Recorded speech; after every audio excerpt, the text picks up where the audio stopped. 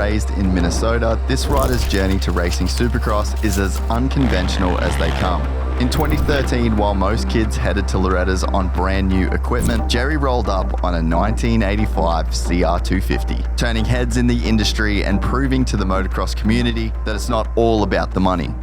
From sleeping on couches to working construction, Jerry's story is a testament to the sacrifices and hustle it takes to chase a dream. His story is proof that love for the sport and the will to make the most of every opportunity can take you to the top. You've got a wild story. Yeah, definitely some hard times, but I love it now and everything's worked out the way it should be. This is Jerry Robin's story. Gypsy gang, welcome Jerry Robin to the podcast. We have the latest and greatest in the moto gaming experience with Monster Energy Supercross 2025, the official video game. Milestone, the studio behind the game, have rethought and redesigned some of the game's core mechanics from the ground up using Unreal Engine 5. This fresh and redefined experience is not only the best graphics and physics that gaming has to offer, but the collaboration with Monster Energy means that this is also the most immersive career, bike, and story experience. The ship has sailed for me, ever lining up at A1, so this is about as close as I'll ever come. The physics are totally new, built from scratch, ruts change throughout the races, and the AI actually adapts to how you ride. Not only that, the new career mode is addictive too. It's fully dynamic so that every season is different, and for the first time, they've packed in the full 2025 championship, including SMX, and we even have two strokes. Plus, it's full cross-play, so you can battle your mates no matter what platform they play. It really is amazing how good the gaming experience is right now. Monster Energy Supercross 2025 is in stores now on PlayStation 5 and Xbox Series XS. I met a gypsy. Jerry Robin. Gypsy Tales. Just like that. We're doing it. We're doing it. We have to get one of the top privateers on the pod. Yes, sir. For a heated debate, I'm sure. Yeah. I think the like you said, the privateer thing got kind of definitely blew up. Pretty big. Yeah, pretty big. So what is your stance on that? We'll just open right with that. Yeah, let's do it. Okay, actually, before we get into that, yeah, I've been following you for a very long time. The 1985 thing. I was actually filming with Wes for the Road to Loretta's series, but I wasn't on any of your shoots. Oh, okay. So, but I was doing a bunch of stuff. That's cool. In that, so I was like editing, and so I've known of you for a long time. Then. For a very that's very cool. long I didn't time. know that. Thought you were super cool all the way back then. Yeah. And I've always had from a distance, from a fan's perspective, like I've always cheered for you, just because I kind of had that little bit of like personal involvement back in the day. Thank you. I appreciate that, man. It's been a long journey, honestly. Like, I mean, I've done it on my own for a long time and had some. I have really good support now, and I've rode for little teams here and there, and yeah, it's just it's been a long road for sure. No, but it's cool, man. Like, I mean, this year especially, like, I mean, I'm not exactly up to date with like every result and every main that you've made, but I mean, you're always there. I feel like you're a staple part of the 450 class, you know. And I think our sport's so unique in the sense that maybe you got 20 dudes in F1, right? Yeah. All 20 of those dudes get talked about. All 20 of those dudes get media. All 20 of those dudes have their stories told. Yeah, it's a lot different. Our sport is just not like that. No. You know, it's like if you're not in the top three, like what did Barsha get on the weekend?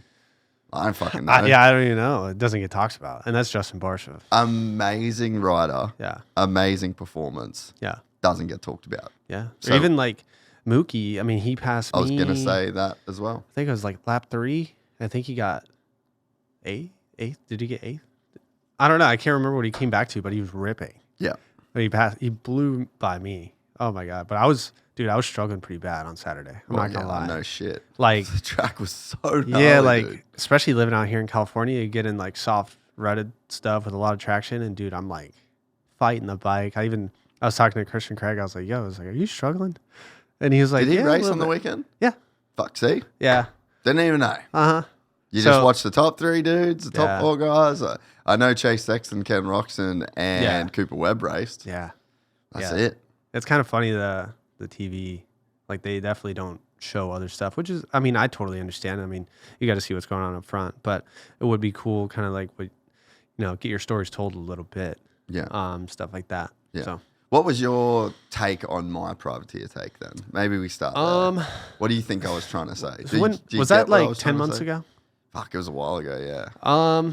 I mean, like I said, I don't really like get that involved with like moto media stuff. Like, I don't like once I'm away from my job on Saturday, like I kind of distance myself. Disconnect a little bit, which is you got a wife, you got a real life. Yeah, like I don't know, I got a wife and a house and 2 dogs, and like I'm just like busy doing that, and trying to train.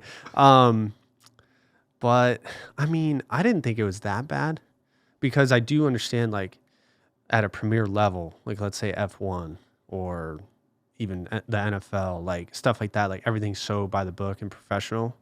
And then like you go into, let's say like the privateer paddock area, and it is not like appearance wise the best sometimes. So I understand like that side of it. But privateers ultimately do fill the gates and make it a full gate. You know what I'm saying? So, I don't know. I mean, have you changed your outlook on it at all since? No, not really. I think a lot of people like really took it. Too far. Well, they just took like little bits of what I said. Yeah. And I was trying to be, I was trying to like, I mean, I didn't think it would blow up the way that it did. No, I was like fucking around in a way. And I was like being funny and hyperbolic. But basically it's like, so the pulp race, right? Yeah. My whole thing is like, okay, why don't we have 17 of them? Yeah. I see what you're saying. For the guys. Those guys. So let's have 20 dudes. On factory bikes. On not necessarily like factory bikes, right? Like, there's an argument. There was like people, Ken Roxon's a privateer. Ken Roxon's not a privateer. No, he's not. Ken Roxon's making fucking hundreds of thousands of dollars on even great equipment. Like, dude, Club Max is not a privateer. No, it's so solid. Like, that program is good. Like, I mean, I wish I could do a 250 coast for them. Like, their bike's good. Their facility's amazing. And, like, they might have one of the best facilities and bikes on the fucking gate. Yeah, dude. It's Club's done a really good job. And Brandon Haas, he's from Minnesota. I've kind of known him a while. Like, I don't know him personally, just because he's quite a bit older than me. But, I mean, coming from small town Minnesota, he's done pretty well for himself. Yep. Like, building that facility with, like, I think Osborne was a part of it in the early stages. Yeah, that rings a bell, actually. Yeah. But, yeah, man, I mean, he's done pretty well for himself building that thing. But, yeah, not a privateer team. No. Like, there's a... So I think that whole, like, definition of privateer is like, you are a privateer, but you're also not. Yeah. In a sense, like my whole thing was because I talk to a lot of the guys that are at the top of the sport. Yeah. And they'll tell me things that they won't say publicly. Yeah. Right. Yeah. And so one of the big things is as a 450 pro, you have to get to the track at 8:00. Yeah. Then you got to do a practice. Yeah. And it's fucking 10 minutes. Yeah. And then you wait. Hours. Dude, it's so drawn out. And then you go and you do another practice. Yeah. And then you wait. Hours. Yeah. And then you do a quali. Yeah. And then you wait.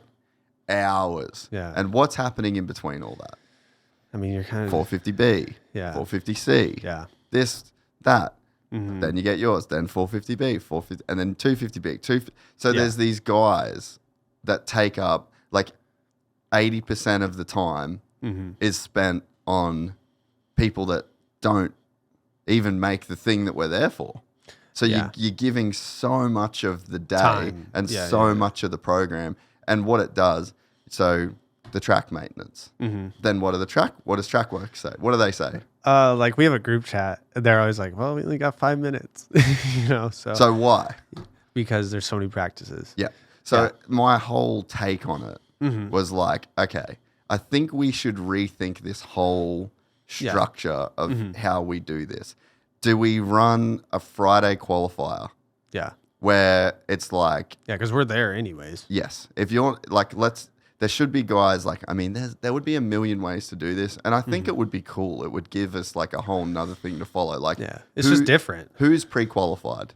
for this event. You get a certain amount of points. Like if you're top 15 in points, you're pre-qualified. Yeah. So then anyone not in the top 15 in points does a Friday qualifier. And then you do your practice, whatever. Well, I feel like in outdoors they kind of had Saturday qualifiers and then race back Sunday, in the day, right? Yeah. And it's, I mean, I don't know, I can't remember the time, but I know in GPs they still do a qualifying race and stuff like that, but I don't think they get enough entries to fill the gate. Yeah.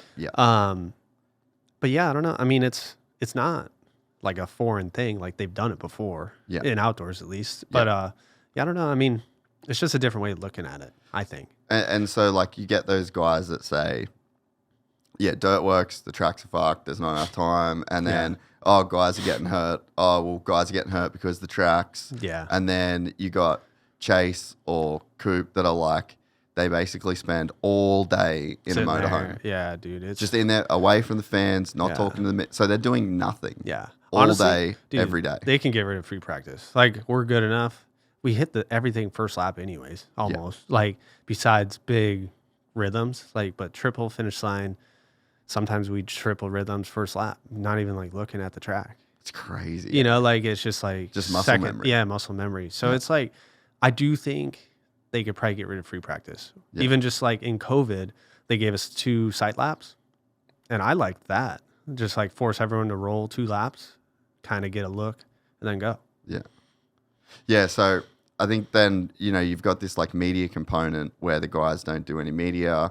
There's really not that much time for autograph signings. Yeah. So it's like you end up, if you are, like let's say Chase, you're one of the top tier 450 guys. You're getting there at 7:30 in the morning. Yeah. And then you're leaving post press conference at midnight. 11:30, 12, midnight. And then 6 a.m. flight. Yeah. So it's just like, what are we doing? Yeah. What the fuck is going on? Yeah. And so there's one way where it's like, okay, run a Friday qualifier, whatever it is, like however to get the bottom 5 guys or whatever. Or, and this is something that I would maybe like a little more, why don't we go, all right, these are the teams that are in. Yeah. These teams have to have 2 riders on the gate every single weekend. They just put out on Instagram today, Anderson out for the series. So now they've got no Prado. Yeah. And they got no Anderson. Yeah.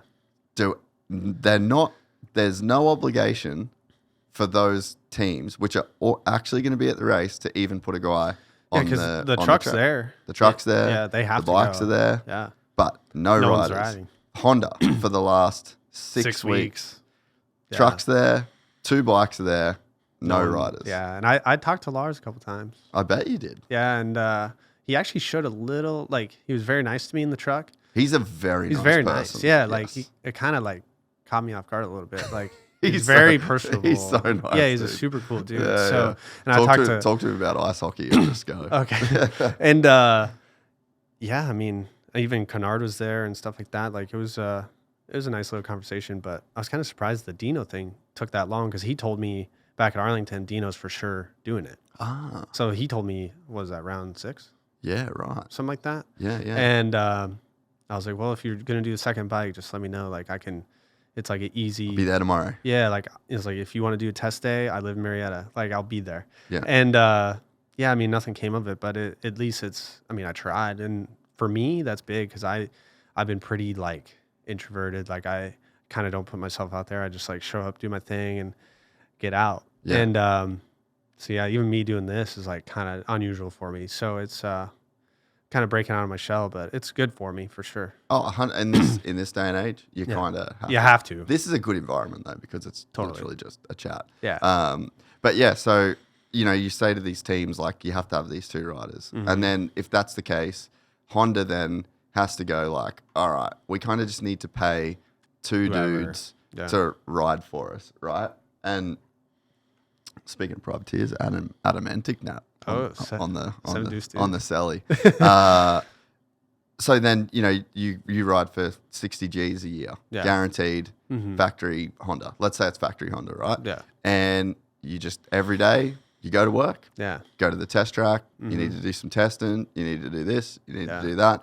5 rounds in, 10 rounds, 10 rounds in, you're riding outdoors every single week, So it's like and they can afford that. Yeah, they definitely They can can. definitely They can swing afford it. Yeah. that. You know, But I was surprised that Progressive, I mean, I would assume they're probably paying a decent chunk, right? I mean, they're all over the Honda bike now.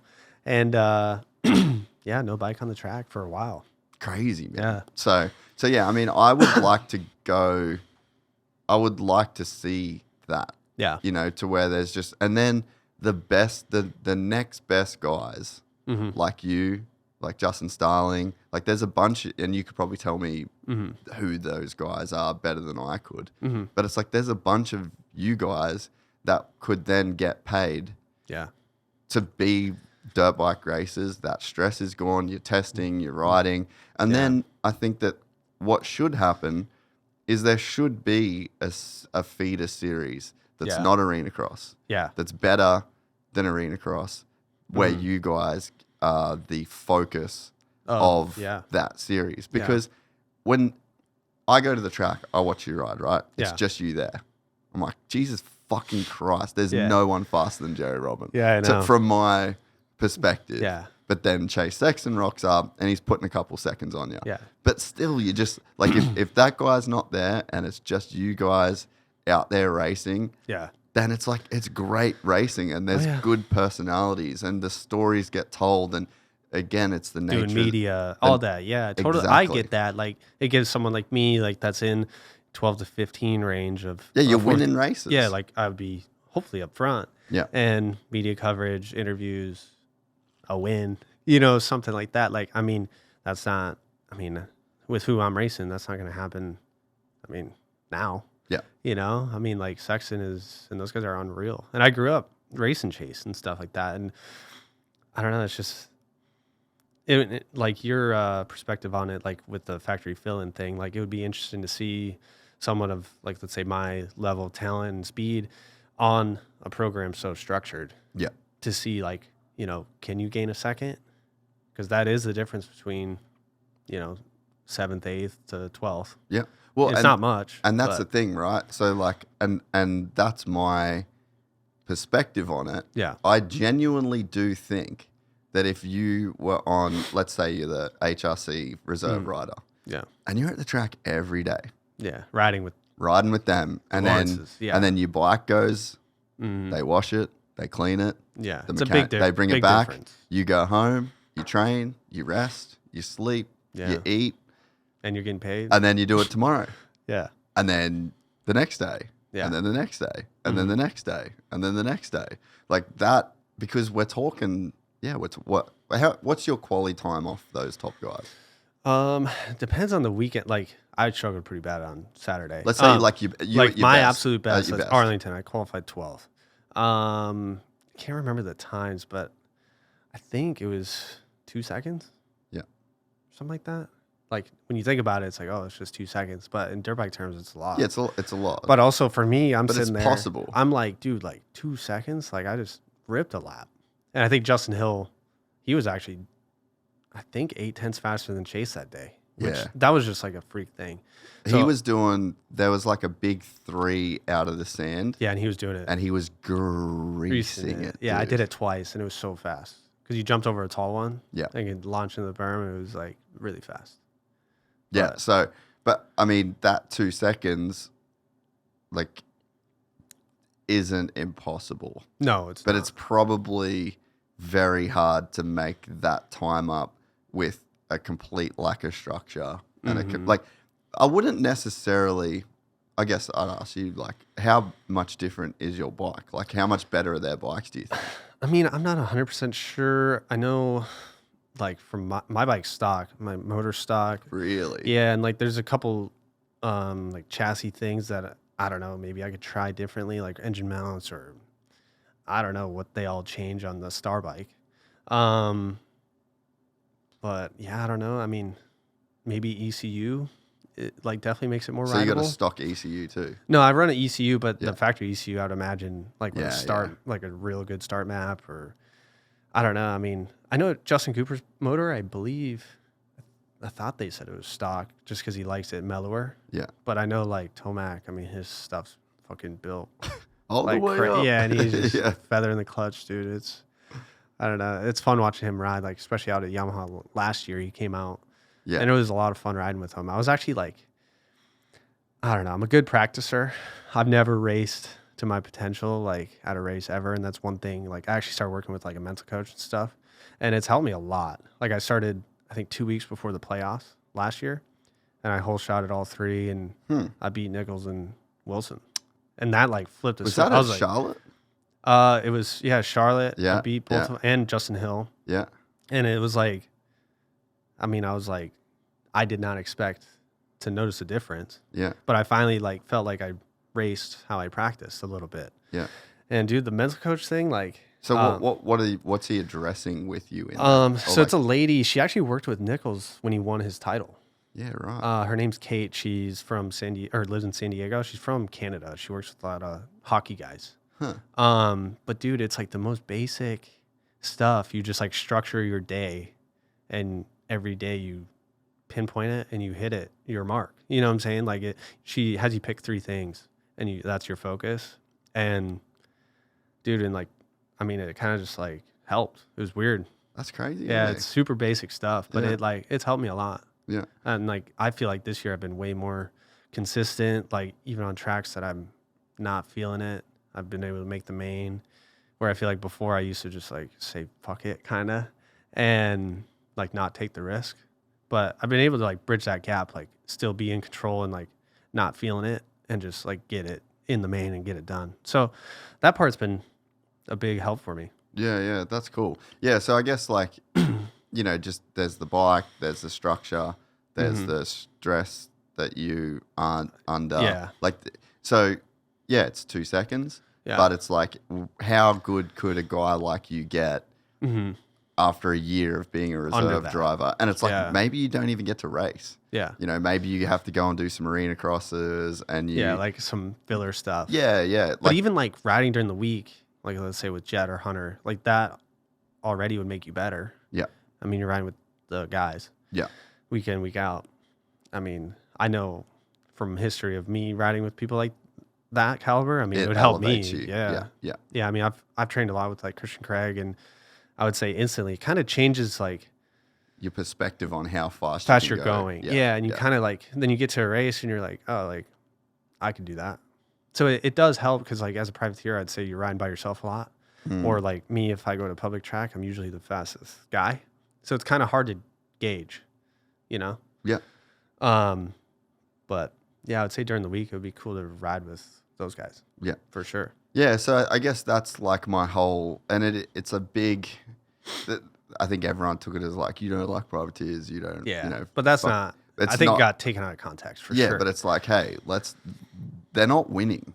And not winning the race, like winning at life. Like this is a fucking struggle for these guys, and there's like a group, and we just do it, constantly. It's like it's kind of crazy. Like thankfully, I've been able to get really good sponsors that take care of me. But I know that like there's multiple guys in the pits, and I've been there. Like in 2019, I did every race out of my van, and I was getting top 15s, like beating factory guys every race, and I had no mechanic, going to the line by myself. I wouldn't do the sight lap because I would run out of gas during the moto.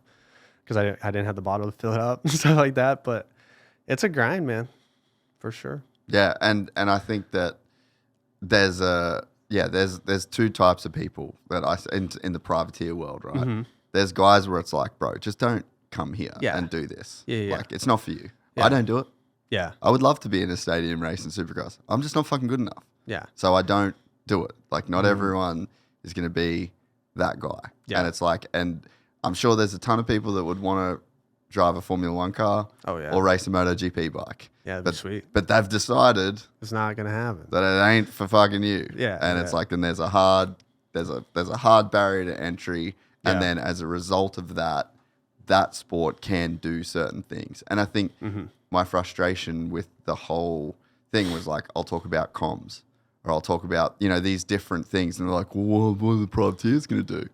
Yeah, and that's where I was like, okay, fuck the privateers. Like we can't not have progress in the sport that I think is the best sport in the world that hasn't changed for years because of an argument of guys out of a van. shouldn't be there anyway. Like no, the New York Knicks and the fucking Brooklyn Nets are not going out the back of the stadium and watching a group of dudes play half court and just picking 3 or 4 of those guys to put them into the game. Mm-hmm. No, the game couldn't get to the level that it's at now. Yeah. So there's like, that's one side. There's the group that just you shouldn't be here. Mm-hmm. Then there's the group that should be there, but get nothing, get no support, get no love. Mm-hmm. And that's probably not cool. Like there's a group of dudes that really deserve to be there.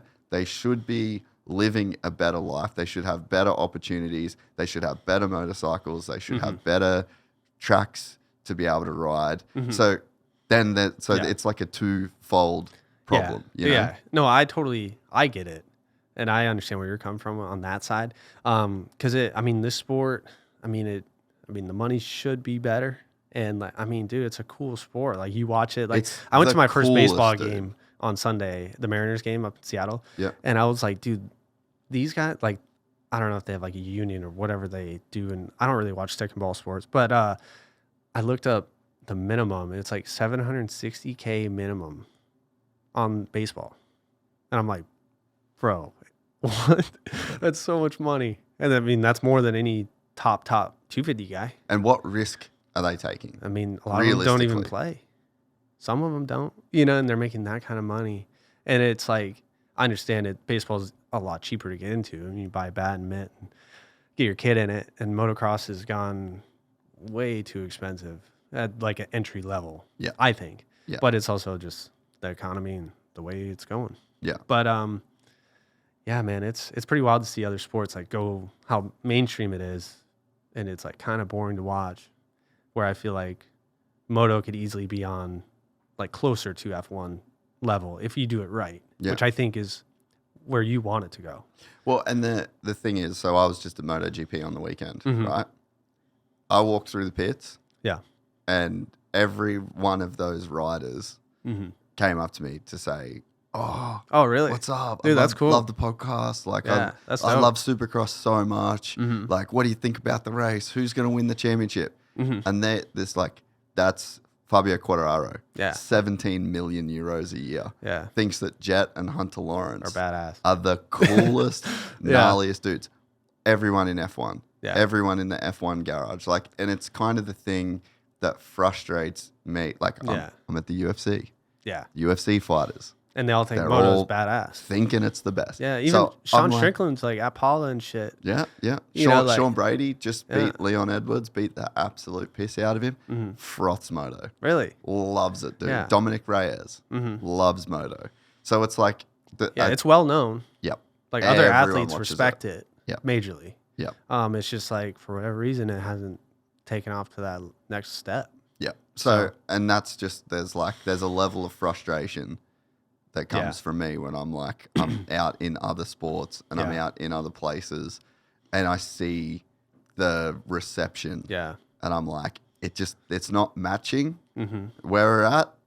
It doesn't match where we're at. Where it should be or could be. And that's like, maybe my perspective would change on it too if I was able, like you go to F1, MotoGP, and like you see that level. And even I feel like the European series, they look more professional than we do in ways. Which series? Like over in Europe, the GPs, like ours, the Moto stuff. Yeah. Like I've seen their rigs, like Husky and like, dude, their setups are badass. Yeah, they do have some cool setups. Yeah. Like they look cool for sure. In 2022, Eli Tomac made the switch to Yamaha and found instant success on their class-leading YZ450F. Eli Tomac had 3 reasons for making the switch. He wanted power, and the Yamaha has the strongest and most tunable motor in the class. He wanted KYB suspension, and the YZ450F comes stock with his preferred KYB system. And finally, he wanted a cable clutch. Yamaha took the championship-winning YZ450F and made it even better. More powerful, lighter, slimmer, with enhanced overall stability and more agility than ever before.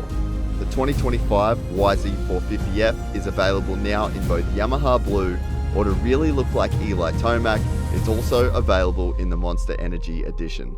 The pinnacle of off-road four-stroke performance wrapped in iconic Yamaha racing livery. Head to YamahaMotorsports.com or into your local dealer now. I think on like the pits and the bikes and that's also not to say that moto and supercross isn't awesome in a ton of ways. Like you go to a UFC event, there's no pits. Yeah. There's no, like, it's literally like just going to a movie or a concert. It's like a lot less personable to a fan. Yeah. You walk into the stadium, you get your seat, you sit in your seat, you go get your hot dog, you go back to your seat. Like, so Supercross does have a ton of these like really cool elements. Like there's no VIP experience where you get to like walk into the octagon and it's a little different. So like we do offer cool stuff. There's so much cool shit from like the live perspective. And even one of our sponsors, SOTA Fuel, it's like a hydration mix. Yeah. And Tom, he came to his first Supercross. He was at A1, and he was like, "Dude, this is better than the UFC." Really? And he's like a big UFC guy. Yeah, It's like as far as the live show goes, it's better. This is as good as sport gets. Yeah, I think the fan experience, they do, like Feld and like some of the teams are doing like the VIP stuff. Like I think it is a good job, in my opinion. Like I think the fans get a lot out of the sport. It's just I think the actual rider number like at a local race is dropping because of the cost. Yeah. And I think ultimately you see that in like people not earning as much as they should because the industry isn't making enough money. Yeah. Well, and when you are a parent, right? Yeah. What are you going to get your kid into? Golf? Yeah. Or motocross? Yeah. You know, and when people say like that the money shouldn't be the reason or like you don't focus too much on money. It's but like you think about it. It's like you want your stars of the sport to be making the most money possible. Yeah. Because that is then what sets up the economy for kids getting into it. Yeah. You know, like for me, right? Like I was born into motocross in a way. Yeah. Like my dad raced, my uncles raced, my whole family. So it's like it's just what we did. Yeah. And then same. Yeah, and then it's like you go to the races, you do that, and then I'm like, okay, it's part of your life. I'm not good enough to be a pro, so I'm gonna start filming. Yeah. And then I just never wanted to not be riding dirt bikes. But there's not like this aspirational thing where it's like, oh, you could make all this money and it's like this great career option. It's like it's not sold as that. But then, you know, you can kind of like justify the purchase a little bit more if it's like, yeah, the top dudes in the sport are making $100 million. Yeah, there's a chance of making, you know, you could be that if you really tried kind of thing. And unfortunately, especially like I think the recession, like back in 08, 09 area, like really wrecked it because like, dude. It was on the up. Yeah, back then, like, I mean, there was amateur kids, like, I mean, they would get 8-10 bikes a year. They could sell some of them. Contingency, they were doing like multipliers on it. And like amateur kids were like making good money back then. And like top amateur kids. And what do you reckon AC was making? Did you ever hear numbers? No, I never heard numbers, but I mean, dude, he had to have been making like 300-400. Easy, eh? Easy. That's so wild. Like I reckon more. Probably more. Like he probably had a personal monster deal, even like separate from the team. Like I don't know, man. I think he signed his pro contract when he was 14. Yeah. Right. Yeah. So I mean, I don't know, man. Like I even heard Mike McDade, he was making $200-300 a year, and he was like, nah. I mean, he just had like I think Volcom or Pansagan. Like those companies were like forking out money back then. That's crazy. And I don't know if that's true or not. That's just what I heard. But it's changed a lot, man. Like the recession kind of even like I remember there was like divisions at my local race for like C, B class, even 65s when I was racing. I mean, there was 2-3 divisions on a local weekend, and now they're lucky to get 20 guys per class. So it's like that part's fallen off a lot, and I think that's where the sport kind of took a hit, and it's like hard to get back to where it was. Yeah. You know? Yeah. So at your level now, making main events, sometimes top 15 guy, what's the biggest struggle for you in your program? Um, What do you reckon like the one thing that could make the biggest difference to you is? I mean, it's hard to say. Like, honestly, dude, travel's the hardest thing for me, I guess. Like, it's so expensive. That's why I don't go to any races. Like, dude, it's unreal. Right now, too, post-COVID, bro. Yeah, bro. I feel like you used to be able to fly in America for nothing. Yeah, and now it's like, I mean, because I pay for my mechanic too. So, I mean, so I'm Does like. your wife go? Sometimes, here and there. She's pretty busy. She's a wedding photographer. So she works weekends too. Yeah. I mean, dude, I'm spending at least $1,500, $1,800 a weekend. Easy, dude. Easy. Just flights? That's like all travel. Yeah, like, yeah. And then I got entry fees. What's an entry fee for a 450 now? It's $225. Yeah. Plus they add a convenience fee on the credit card. So it's like, I think it's $12 for the convenience fee or something like that. It's 5%. So they just don't want to pay the credit card processing fees, I'm assuming. But yeah, man, it's pretty expensive. Yeah. So that's one of the hardest things is just like being able to afford to get to the races. Yeah, like the actual race in itself isn't too bad. I would say the biggest difference, like for factory guys, would be having a suspension tech, like watching your stuff, like making clicker changes. Because dude, I never really cared about bike setup until probably last year. Yeah, it's because you rode a fucking 85. Yeah, Honda dude, I could hop on anything and not give a fuck. Like I didn't care. And I started like actually checking sag and like messing with bike setup, and I was like, dude, this like actually makes a difference. No shit, bro. Dude, would never check sag. I just run the shit.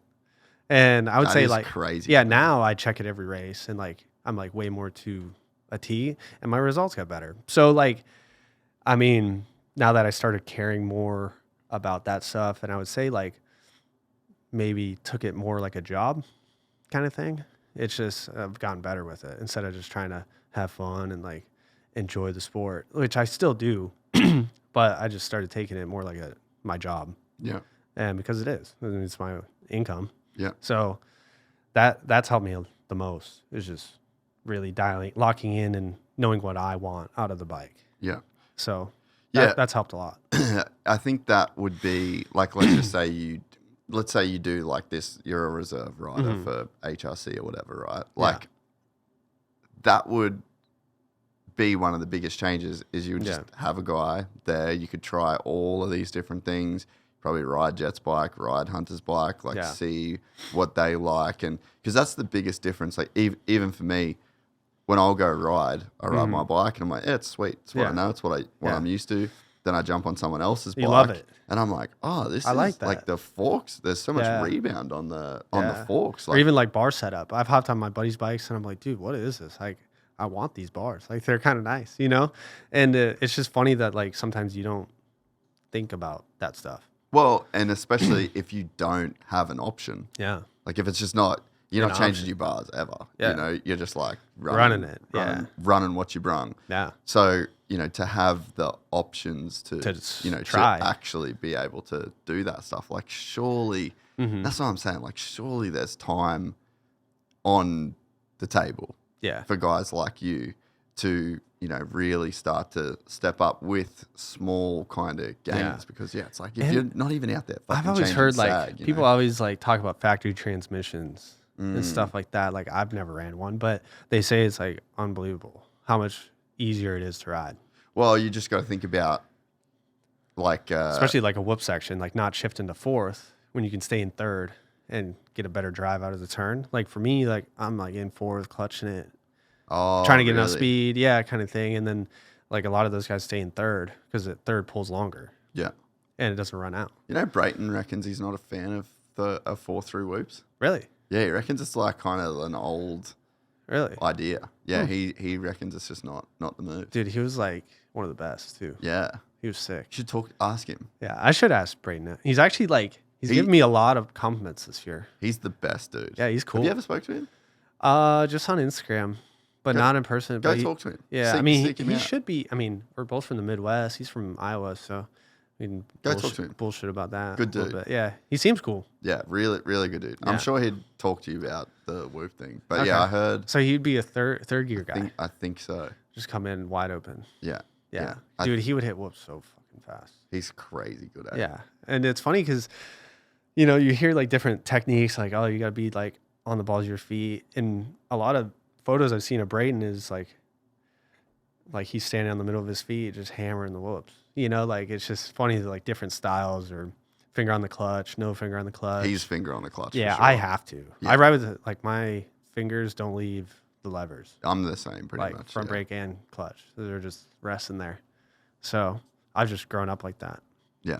But yeah, so I think like there's just so many of these gains that, you know, and to me, it's like I would just love to see that bottom level raise up, you know, like you go to these other motorsports and it's just, it's so close and it's so competitive. And these guys that, you know, they're very, very similar. Like you're always going to have outliers.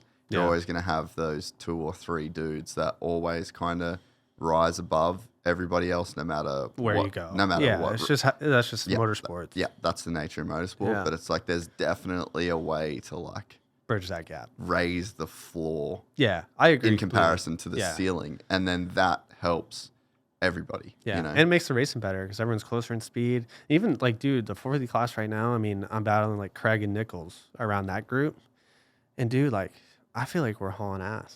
You are, and it's like, I'm like, how much like faster? It's like crazy to think like Webb and Sexton are going that fast. And like, dude, the tracks are fucked. Like, it's bad.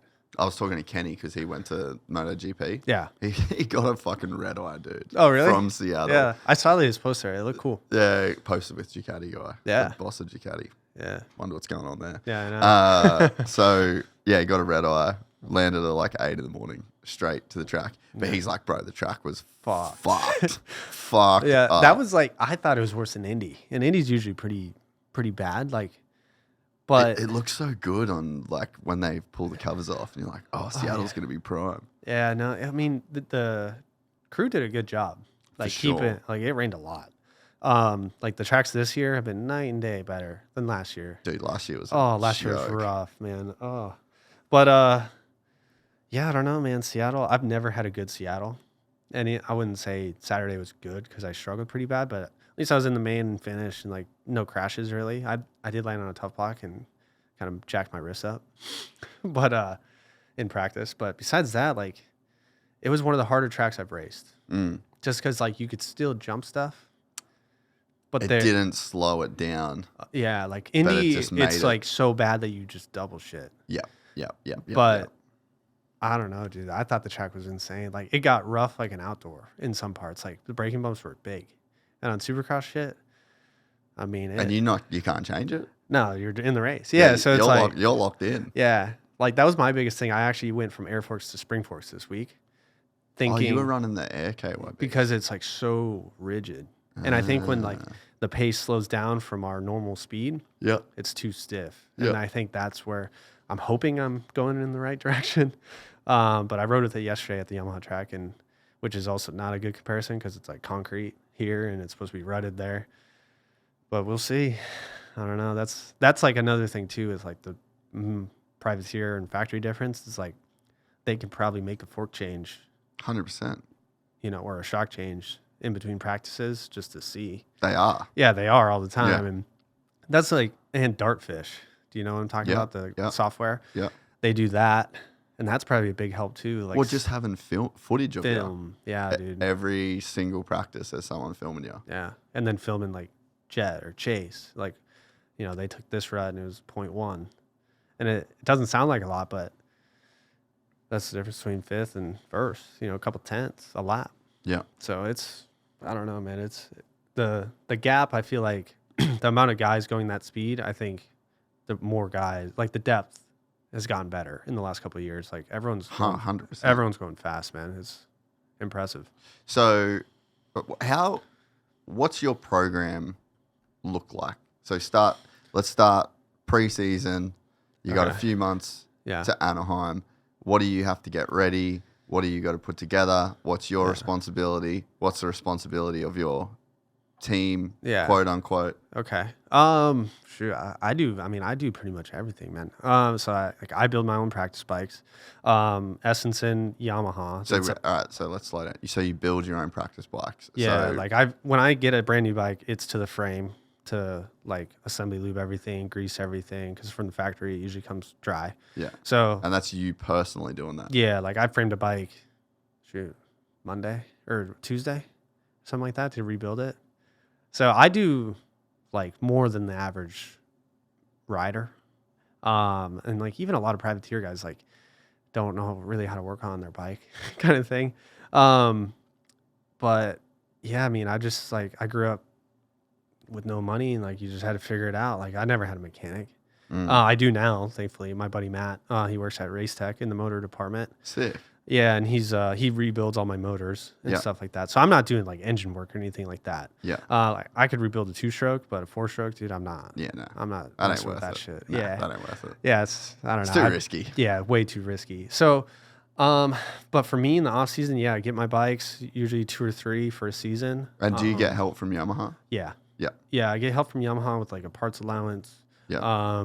And then for bikes, they like run it through A dealer? Essenson Racing. They're the factory Yamaha flat track team. Yeah.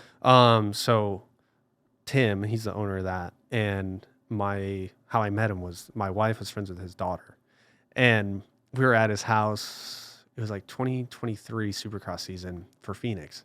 And we're just bullshitting. And he's like, oh, like, what's your plans for outdoors? I was like, oh, I'm not racing. And he was like, I got a spare bike. And he was like, literally on the spot, he liked me, wrote me a check on the spot, what he thought outdoors would cost me. And what's that roughly? I said 15 grand, which was, I mean, on the low side. And I was just like kind of being generous. And I didn't think he was like going to do that. And he was just like, dude, he's like, I like you. Let's do it. And since then, dude, like just instantly like having someone like believe in me like that kind of changed my kind of career around. I mean, like I had a week on the bike and I got 8th at Paula. Wow. Yeah. And I was like, I rode the bike twice.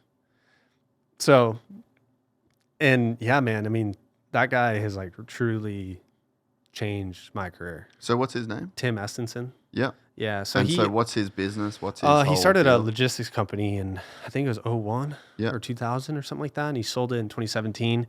And then he's from North Dakota, but he's always been in the flat track scene. And then he bought a semi, started his own team. And yeah, I mean, like, just loves it. Dude, that guy spends so much money on flat track. It is unreal. But then I got a really good relationship with Jim Roach at Yamaha. Yep. And yeah, man, I mean, I could like go over to Star like kind of whenever and talk to Jim, and like if I need something besides a spare motor. Yeah. Like I can kind of get whatever I need from Jim. And it's like cool to have that relationship with someone that high up at a company. Like, and I get to ride at Yamaha. And it's like, I mean, it's like turned my results around. Yeah. Like even just from that, like I've gotten better results from someone believing in me. But back to like what I do in the off season, like so you get a few bikes. One of them's a pracky bike. One of them's a race bike. And then you have another just kind of spare bike that's there like waiting. Usually we start with 2 bikes, practice bike, race bike, and then for outdoors we'll do a new race bike, and then sell my Supercross practice bike, and then my Supercross race bike turns into my Motocross outdoor practice bike. It's kind of, you just rotate them. So we do that and just kind of go through everything, re-grease everything, and put my parts on it, like exhaust, suspension, clamps, engine mount. Can you go to Jerry's Instagram it should be the first DM if you want to find the profile. I want to go peep your bike. Okay. Peep the bike check. Yeah, let's like, give the sponsors some love. And let's dude, get it looks visual. good. I'm not going to lie. Like, it does look good. Yeah, like it's a good looking does. bike. Go to, go up the top, go to the Gypsy account. Go switch up the top there. It's to the right of my name. Yep, switch. And then go into the DMs. It'll be the first DM, I'd say. Yeah, your bikes do look good, bro. Yeah. How cool is it, sidebar, that AC was on Cameron Haynes' pod? Oh, yeah, that's cool. Did you see that? Uh-uh. Do you know who Cameron Haynes is? Uh-uh. He's like Jerry Robin, top one. And then just go to the profile. Go over to the right. Oh, yeah, there we go. So yeah, first pick. That's perfect. That one, bang. But yeah, for a privateer, dude, that thing looks good. It's clean, dude. Yeah, it's clean. It's honest. Go back. Just down that main. Just down that first pick. Yeah, perfect. Bang. All right. So exhaust. It does look good, bro. I'll give you that. I will give you that. Gut seat. Yeah. I run those. That's dude. Legit. Guts is so good. Do you run the seat bump? Have you ever tried it? I love the seat bump, especially on that bike. Yeah, you kind of need it. The seat's really flat. Yeah. And I run it because I destroyed my shoulder in 22. It makes a difference, eh? And dude, on a 450, I save so much energy. And people give me shit for it. Really? But I was like talking to, I think it was Benny Bloss. I was like, dude, you should try one. Yeah. Like, I know he's a taller, so you can kind of just manhandle the bike. But like, dude, I think it takes a lot of weight off your arms upper body. and shoulder. Yeah, dude, at Glen Helen, riding going up the hills, bro. Going up the hill, you just lock in. It's the craziest feeling. Yeah. So no, I actually just put the bump on basically that exact seat on my Yamaha like, 450. I think it was Villo. He always ran the step seat. It was like really cut out. With the big step. I think Carmack ran it too. Like shorter guys like that. Yeah. Which I mean, that's kind of went away. Like I feel like seats now are like really thin. Yeah. Right. Yep. Like everything's gotten really flat. Yeah. You don't really sit in anything anymore. Yeah. No, the seat bump is mandatory on a 450. I think so too. Yeah. Dude, no, my bad shoulder. Lock you in and you just up the hill. It's the coolest feeling, dude. It's good. So yeah, gut seat. Run the FMF. Yeah. Exhaust. Yeah. Then Enzo, KYB. How's that? Dude, it's, I mean, Ross at Enzo takes care of me, dude. Like, I mean, I haven't paid for a set of A kit, which is thank God. That's amazing. And dude, I think I have like 4 sets in rotation. Wow. This year. So he's basically like he buys the stuff from Japan, the coatings and like the inners and outers and everything, and then assembles them, and like we just keep stuff in rotation, and like they take care of me. That's so cool. Yeah. I want to actually get my suspension done by Enzo on my Yamaha. They're close. 450. Are they close to here? Yeah. Really? Yeah. Where are they? They're probably 20 minutes away. No. Yeah. Oh, I'm doing it. Yeah. Yeah. You just told me. Tell Ross that you just told him. Okay. Yeah. I'll shoot him a text. But yeah, I've never run Enzo ever. And I've always. But you have a Yamaha. Yeah. Oh, then you should run Enzo. Yeah. I think you'll like it. That's what everyone says. Yeah. They're good with KYB stuff. Yeah. Yeah. So you just basically, you'll have like a couple of sets and you'll rotate so that they're getting serviced. And my practice bike's the same, like A kit. Yeah. 2 sets. Yeah. Stuff like that. So that's been a big change for me. How'd you get onto Ross?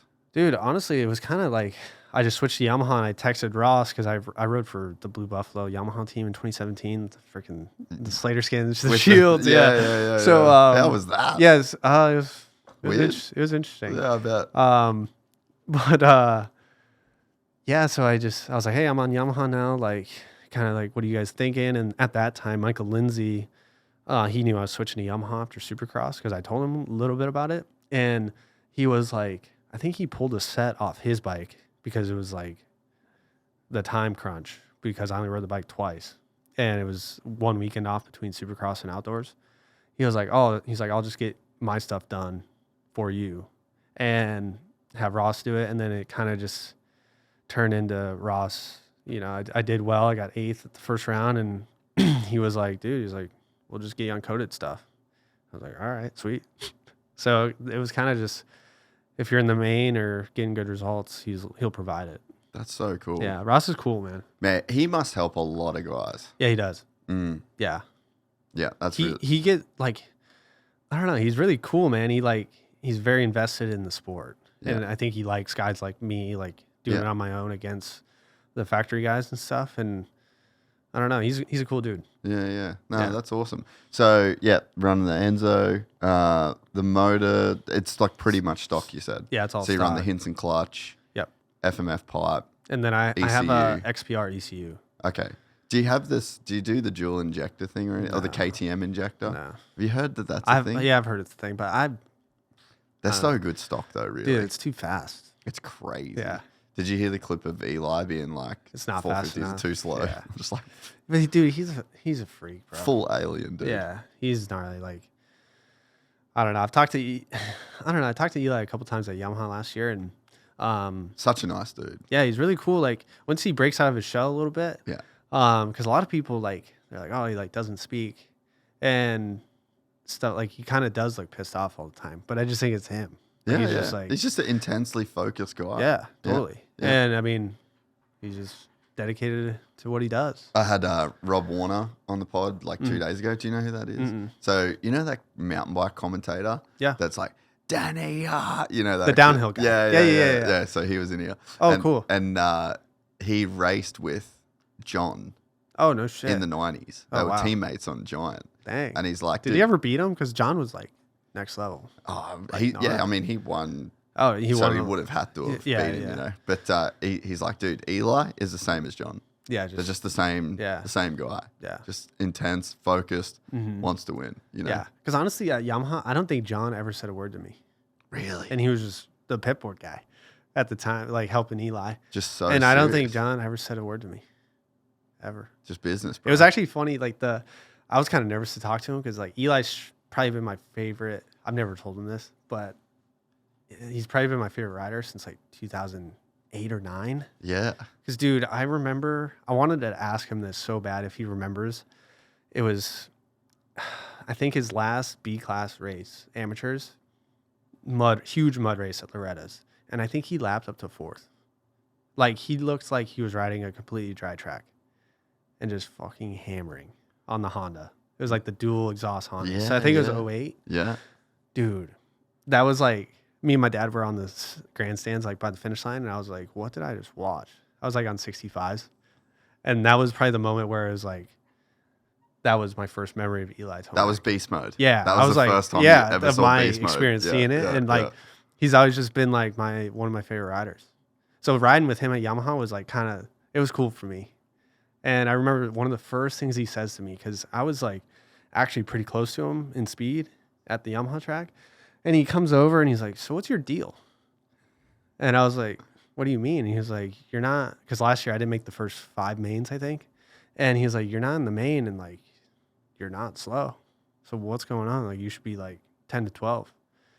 And I was like, dude, I don't know, man. Like, I don't know. Just doesn't click on race day, I guess. I don't know. But, yeah, Eli's a freak, man.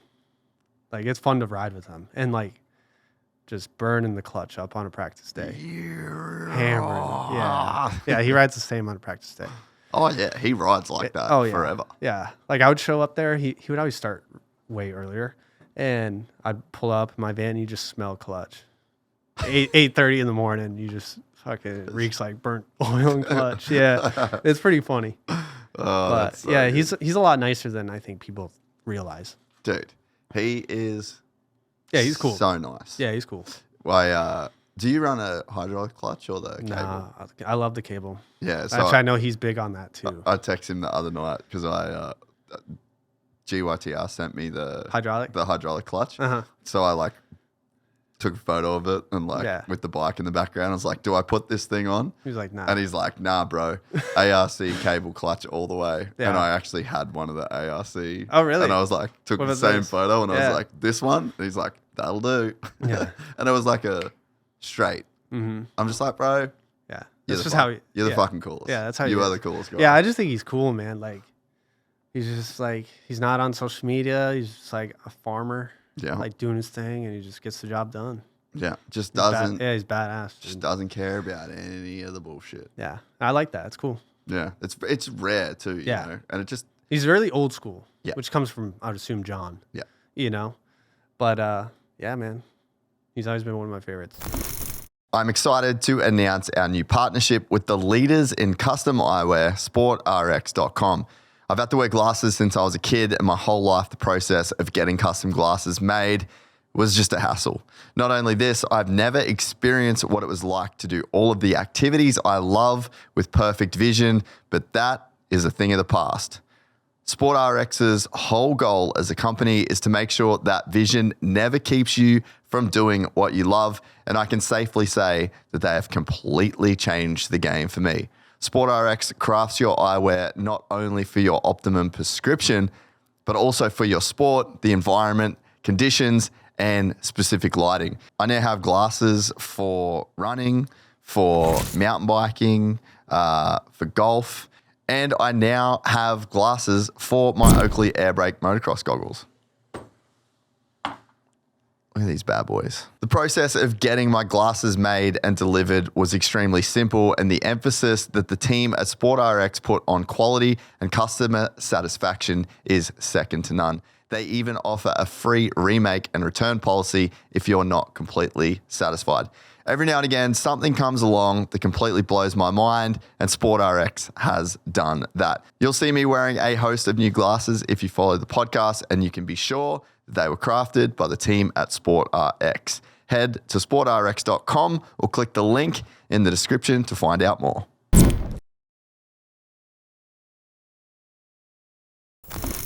Yeah, I think that's a good favorite to have. Yeah. I wonder if you'd be able to watch that moto online anywhere. Maybe. I don't know. They had Racer TV. Yeah, I know they used to do the DVDs back then. Yes. Wes would have that footage. Yeah, Wes would for sure have that. We should try and get some of that footage for a clip of this. Yeah, it would be cool. That would be sick. Yeah, Wes would for sure have that. So what else you run on that thing? That's like pretty much it. I see some light Yeah, speed. I mean, what wheels do you run?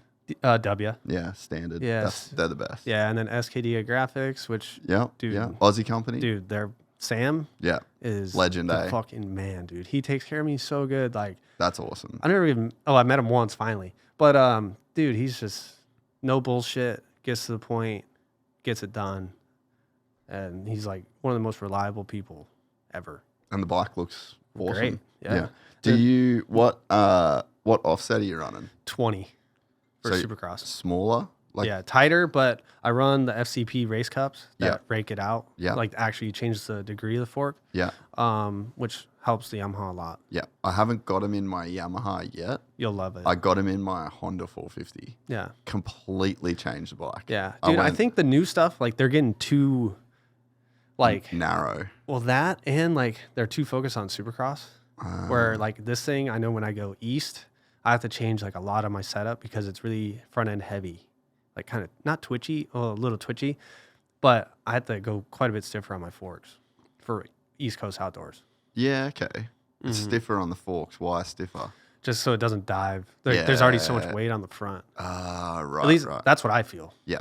So, yeah, I don't know, man. I don't know if are they changing the bike for 26? I'm not sure. I haven't heard anything. I've heard some stuff, but I'm not. Because I know like the MXGP, the Euro guys are on a different frame. Really? The 22 frame. Are they? Yeah, that's what I heard. No shit, bro. That 22 was crazy. Good. Yeah, I did the Kiefer testing day at Glen Helen, and dude, I got on that thing and I was like, so what? You back to 22, 23? Well, it was just like rode his shootout. So I rode all the brands. Yeah. And I rode the Yamaha last. It was like roughest part of the day. And I got on that thing and I was like, wow, this is by far the best stock bike platform. Yeah. Like it was unreal. I remember riding one of those at Glen Helen. It was one of the MXA. It was a 250. Yeah. And it was the 22 250. And I remember thinking it was broken. Really? Like something was wrong with it. Really? Because it just went so straight. Oh, yeah. And I was they were really stable. Yeah, I was like, what's wrong? Is like I felt like something was wrong because I was riding a KTM and it was just so much more movement, like reactive. Yeah. And that thing was just like, it felt like sluggish and like glued to the ground. And it just went in a straight line. And I was like, what's... But that's kind of how that frame was, because now like Now I know that. The newer frame, I think they were so focused on getting it to turn tighter for Supercross that like now in outdoors going in a straight line with a lot of ruts and stuff, like it is for me, which last year, I don't know, it might be different because I didn't get on the race cups until later in the year to change that. And at the time I had pinched nerves in my neck, so I didn't even really race with it. So I don't know if it's better outdoors or not. I'm assuming it's a lot better because I run it raked out on Supercross even. Yeah. And it's the only thing I'll change for outdoors is going to 22 offset to bring it back out. Yeah. Yeah. But yeah, other than that, I mean, yeah, extra clamps, twin air filters, I mean, VP, race gas, and that's about it, man. The bike's relatively stock. So, but shout out to Ross for giving me good suspension. Yeah, Because it does look good too. The it coated. looks unreal. Yeah, bro. the coated stuff's good. That's about as clean a privateer setup As you can get. as you can get. Hey, the positioning in the whoops is good. Yeah, it's not bad. Dude, honestly, you got to look at Starling's bike. That dude. That looks clean, man. And he works on his own stuff. Really? He's very good. Can you type in Justin Starling into Instagram? Yeah. I think Moto Whips builds his race bikes, but Justin's practice bikes are him. And dude. Because his bike looks nice. Yeah, Starling can make a bike look good. ING. Just like that. Yeah, his first one. Yeah. Let's find his bike. Go down. Go down. Nah, keep going. We'll see if we get to see like I don't know. Did you ever see his Honda last year? That was the one that I it's really unreal. liked. I think that was one of the go there. Yeah, that thing looks good. Like he has like the coated like primary cover on his engine. Like his stuff looks good. That is clean, eh? Yeah. I didn't even know that he changed from Honda. Yeah, it's probably you just didn't notice because the red. Because it's just red. Yeah. Yeah. But he was having weird issues last year. On his Honda? Yeah, his shock kept like, I don't know, like it just wasn't, it would blow out all the time. So I don't know. He had a rough year last year, but he likes gas. Yeah, right. And it does look good. Yeah, I got one of the 350s. They're sick. Dude, okay, one of my favorite, my buddy Kyle Greason, my 250 blew up. And he's like, dude, just ride my 350. And I got on that thing. It was probably my favorite bike. Was it a gas or a KTM 350? And he had like a head on it, ECU, like it was built. And dude, it was so fun to ride. That was in, I think, 2021. You reckon you could race one of those at a national? Oh, yeah. It'd probably be easier. Way easier. I wish Yamaha would make one. Me too. Because like a built motor and a 350 with like the light nimble feel of a 250, dude, it'd be so fun. Because the 450s are heavy. Like you get outdoors on like a rough track and that 450 is not handling good. It's a long day. I think there's one thing about the Yamaha 450 though that I really like is when it's say you get on like a KTM 450 and you rev that thing, it gets tight. Yeah, it's like the whole chassis, everything binds. Well, the steel frame, but flexes a lot. When you get on the Yamaha, it's like so. The other day, I rode Kahir Creek vet track. Okay, yeah, didn't change out of second gear. Yeah. At all the entire time because it was either like lugging around or just holding the thing wide open. And the chassis characteristics like don't really change. No, but I just feel like you couldn't get away with that on a Yamaha on a KTM or one of those bikes. No, I agree with that completely. Like the steel frame does like you said when you rev it and it kind of binds up. It just gets like it does feel different. Tight. Yeah, where I think like a Japanese bike with aluminum. That is different. Like you can kind of rev it more. And I don't know, it's just more consistent track to track, I would say. Yeah. But yeah, I know exactly what you're talking about. So those race cups, it's have you run the 22 swing arm? So outdoors? No, I actually just got one. Try that for outdoors. Yeah. Apparently that's good. Well, but you've got to remap the shock, obviously. Star is on it for Supercross. Really? Yeah. Right. They run in Supercross, at least on the 250s. I don't know about, I would assume on the 450 they do too, but yeah, okay. It's like a tiny bit longer, yeah, right? It's a little bit longer. Yeah. So I think like for your outdoor bike, longer swing arm, 23 other race cups with like the offset. Because I rode Parla the other day and I rode the Honda 450 stock. We're doing a build. Oh, okay. And we're doing like a giveaway on the build. Cool. So I rode it stock and then I put the race cups in and some Luxon clamps, but that was stock offset and completely night and day. How I would say it is like when you feel like the weight is right over the handlebars and it's very easy to like upset the front. So that's what gives you like that twitchy feel. Which what you said about the weight being more on the front wheel, that actually makes sense because once the race cups are in, it feels like the weight is shifted behind the handlebars, more centered, and you've got more control. It's like a heavier turning. So I guess that would make sense that the weight's more on the rear. But it makes the turn better because you can and you get use drive. your body to turn more, you know, like you can actually put more English onto the bike. into the bike, and it's not as reactive. Reactive. Like the 25 Honda's way better than the 24 Honda. That's what I heard. Dude, I rode that thing. Because I remember here. like last year, Jet and Hunter got on it, and it was like they looked so good in outdoors on that. On the thing. 24. On the 25. On the 25. Remember when they? Yeah. It was like halfway through, or was it at Hangtown? No, I think it was only Hunter that rode it. Oh yeah, it was only Hunter. Yeah, he rode it right. first at Unadilla, I think. Yeah, and it was like, didn't he win? Or did he get second? Mate, one or the other. Or won a moto or something. I don't know, but I think he did win a moto. And he was like, dude, this thing's like really good. Yeah. So then he just stayed on it the rest of the year and tested. And Did Jet ride the 25 in SMX? yes, right? He had to have. I think they were both on it. They would have both, yeah. Yeah. But yeah, the 24, dude, in stock form, I did the swap shootout. Mm-hmm. I fucking hated it. Just twitchy. Just waiting for the front To to go- just every go, time. yeah. You just have to like anticipate that that's what it was Gonna going to do Yeah. and then work with it. But I had zero confidence in that motorcycle. Yeah. But yeah, I heard the 25 is a lot more stable. Yeah. Yeah. So- It is, but definitely nowhere near. Like as soon as you do the cups Yeah. Makes it and better. I don't know what I wish I'd. But all those like factory teams, they change the races. And Everything. everything Yeah. too. Like I've seen like, I'm good buddies with Brock Tickle, and he Yep. tests races and bearings a lot with Cowie for Jason, or at least last year he was.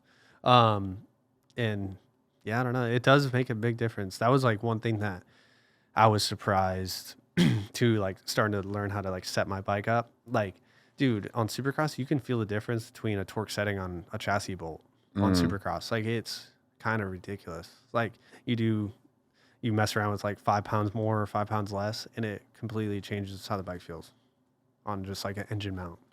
It's stupid.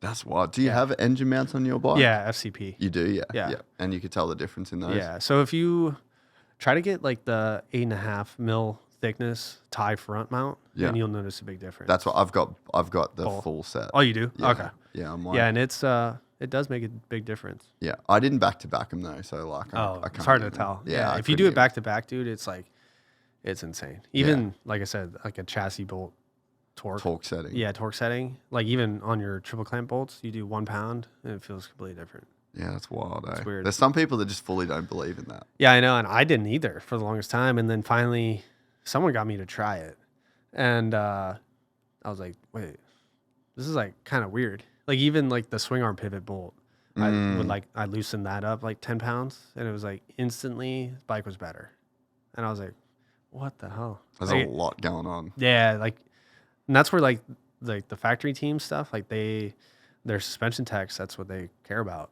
And you Make just it got a look- mechanic that's making sure everything's a spec. Sick, yeah. Every single time you're on the track, Yeah. you're riding the same exact bike. Yeah. Consistency. Like even like the podcast, right? Yeah. It's a race bike. Mm-hmm. So it's the same show, the same cameras, the same everything. And it's like you have a team, or Yeah. like we have a team Yeah. that we do the same process every time. Yeah, it's like clockwork. Bro, and the more dials you get, the better your results are. Yeah, and the It's more confident you are in the your more product. confident you are in your product, the better Yeah. your product is, the better the team is. Like there's everything in life is that way. is that way. It's Yeah. like, what's the dude, going shopping for groceries. Mm-hmm. Like, do you have your list and the list is in the order that you walk through the store. supermarket? Yeah, yeah. You know, or is it like just you fly by the seat of your pants and you're hoping for the best kind of thing? Yeah, a it's like, process. helps everything. Yeah, helps everything. And it's Yeah. like, but when you're one person, It's hard. you just can't Do it tick all. every single box. You Yeah, know? and that's like one thing too. Like, because I book all me and my mechanics travel. Like, I book all that. I keep everything in order. Rental car, like, I have everything, and I'm a good planner. That's like how I operate. Like everything's like kind of to a schedule. I've gotten a little bit better. Like I would get less stressed out now than I used to. Like I feel like I used to be like super uptight and everything had to be like by the minute. But I like a schedule and I do operate that way. But it is a lot of work doing this by myself. Like For sure. it's a lot, dude. For sure. Yeah. So we got a bit derailed. So Sorry. No, that's perfect. Yeah. So we'll go back to where we were. So you build You practice bikes? Yeah. So you're talking to all the sponsors yourself? Yeah, I do everything. Okay, so once you got your bikes and once you got that dialed, what's the next step? Training during the week, and I'm there by myself. Bike work. So who does your programs? I just do it. Just you. Just me. I in my head I have what I want to do for the day, and I like write it all down in the morning, and I do it. So what kind of training are you doing? Like in the off season's gnarly. Like that's when the real work is. Like during the season, you kind of just like maintain and kind of you can make little strides here and there, but like, I mean, you're not like in the gym like you are during off season because you don't really want to be sore on Saturday, like muscle soreness or anything like that. But in the off season, I would say ride max 4 days a week, but I'm usually 3 days a week because I have like little scoliosis in my back. So I like pop ribs out on Supercross a lot. So if I ride 4 days, usually the fourth day is like not quality. Kind of, you're just like there. Yeah, it's like diminishing returns. Yeah, and it's almost like you're just putting time on your bike. Yeah. You're like not making it fucking dirty. Yeah, dirty in an air filter. like, and it's just wasting like a clutch. Yeah, it's just kind of like for me, 3 days a week works best. Yeah, but it's long, 3 days. Usually 4 days of cycling, and 3 days. You going to a heart rate. Yeah, Yep. It's always like so you're doing like the zone two, and then 1 day a week I do like a harder with intervals and stuff like that. And a lot of time, like sometimes I go cycle with Brock Tickle, and he's like, I don't know if you've heard, but he's like fucking gnarly. He's a beast, dude. bro. On a bike, that dude. He's a gnarly dude. In general, Brock's a gnarly dude. He fucking goes hard. Oh yeah. So Brock's a good dude. Definitely, I don't know. He's pretty gnarly. But, I know what you're thinking. But I need him on the pod. Yeah, you should. He's a good. He's the best, bro. Yeah. He's the a lot of personality. I've known him for so long. So. Oh, really? Okay. Oh, he's yeah. People don't know how cool he is. Yeah, he's super cool. Yeah. And it's funny to see him on like a race weekend because he's like so clean, pro clean and cut. serious, Yeah. and then you get him out in the wild, and he's Yeah. a fucking animal. Yeah. But yeah, man. So you'll cycle with him a bit? Yeah, a lot of cycling. Yeah. Like, because I can't run. My knees are not that great. I've had surgery on both. So they just kind of like swell up and But I do a lot of rowing to get interval training too. Yeah. Before the season. And but yeah, gym usually 3 days a week. Stuff like that. Doing not like full lifting or anything like that. I like to lift here and there, but it's usually just kind of like core stability stuff and balance, stuff like that. Yeah. So you ride through the week, you'll do your training, you're doing all your own practice, like practice bike work. Yeah. Sponsorship stuff, like. I handle all that. And who are you getting money from? Like who's actually paying you? So Essenson, he pays me. Yep. FXR pays me. Sick. Yeah, FXR treats me really good. Dude, that gear's good too. Yeah, really good. They've came a long ways. I remember FXR, the first time they hit me up, dude, I think it was like 2007 when they started a youth line. No shit. Yeah, it was a long time ago. Yeah. They just Were came you running and them on your Honda that time? Yes. No, were you like running in them at, like Lorettas? No, I ran Fly. Ah, okay. Yeah. But I ran FXR 2017 when I turned pro. Yeah. And then 2018, 2019, 2020. I've been with FXR like off and on a long time. Yeah. So we're kind of like family. And then actually, it's a company called Nectar Energy. Yeah. I just finished a helmet deal with them yesterday. Sick. So they're going to do the rest of the Supercross and outdoors and then into 26. Sick. So it's like kind of a big deal. And they're like it's kind of like, it's not like, it's like a Zen. Yeah. But it's like nootropics and caffeine. Yeah, right. So shout out to them. Sick. Yeah, they're a newer company. Yeah. And they're super cool dudes. They're from San Diego. Yeah, right. Yeah, they're dope. So that helps a lot. I'm assuming. Yeah, that helps a lot. And then I mean Yamaha contingency and then my bonuses from FXR for results. So what's a Yamaha contingency look like for people that don't understand that world? Like me, like if I get 15th, it's $1,000. Really? That's not bad money. And then a main event's 500. So that's from Yamaha. Yep. So what about if you get 10th? Does it go up? Or yeah, is a it little just... bit. I think it's 1,500 for 10th. Yeah, okay. Yeah. So there's not like a crazy swing. Like you just No. really want to get top 15. Yeah, that's like a good, nice bonus. Yeah. I still haven't. They're So- kind of slow on payments, but once you just get like a debit card in the mail and they like load it onto that. But usually contingency stuff takes a while for like the results to come in from Feld, and then they have to approve it. And it's like once it gets going, it's fine. But like the first 2 months is like A struggle. a shock for them. Yeah. They're like, oh shit, like, we're gonna spend some money. Yeah. You know? yeah. But yeah. But FXR, yeah, they give me good bonuses too. Sweet. So Do you get 500 just for making the main and then an extra 1,000 if you top 15? no, it just goes Or up. it just goes up. Yeah, Yeah. but then they matched Kawasaki, where if you make the night show, it's $300. No, and so then Yeah. you get 15th, you're getting 1,300 from Yamaha. I believe that's how it works. Yeah. I So think. so what about Feld payments? Dude, so they're really Feld is awesome with it. It's every Tuesday after the race. They're Yeah. like always on it. MX Sports is like a mess with payments. Like, Really? Oh, dude, it would be like a month. Really? Yeah, some like COVID. I remember the COVID rounds. I think it was 6 races in before we got paid. No shit. At least me. Huh. I was like, dude, what the hell? But even like, dude, their pay is. I lose money every outdoor, and you're just hoping for the playoffs. Really? Yeah, even like a good day, like score points both motos. I mean, you're losing money. Yeah, it's rough. That's a bummer. Yeah, but In the 450 class. yeah. So what is a night like? What's so Feld money? So you got the contingency from Yamaha. Mhm. What's a Feld money night? I for think you? just for like night- let's say 15th. 2,800. Okay. And then 1,000 from Yamaha, FXR money. Like a good night for me is around $4,500 to $5,000. So you can basically cover. It's about Yeah, 15. I actually make money in Supercross. Yeah. Yeah. Yeah. And like Tim, basically like his pay for me is like I break down what my budget is for the year and like what everything's going to cost me, what my estimate is, and he writes me a check For like, that. Tim, dude, that dude takes care of me so good. Like one of the nicest dudes I've ever met in my life. It's amazing that guys like that Yeah. are out there Yeah. that will let guys like you Yeah. go racing. And he like, dude, if you just met him on the street, you would never know that he's worth that much money.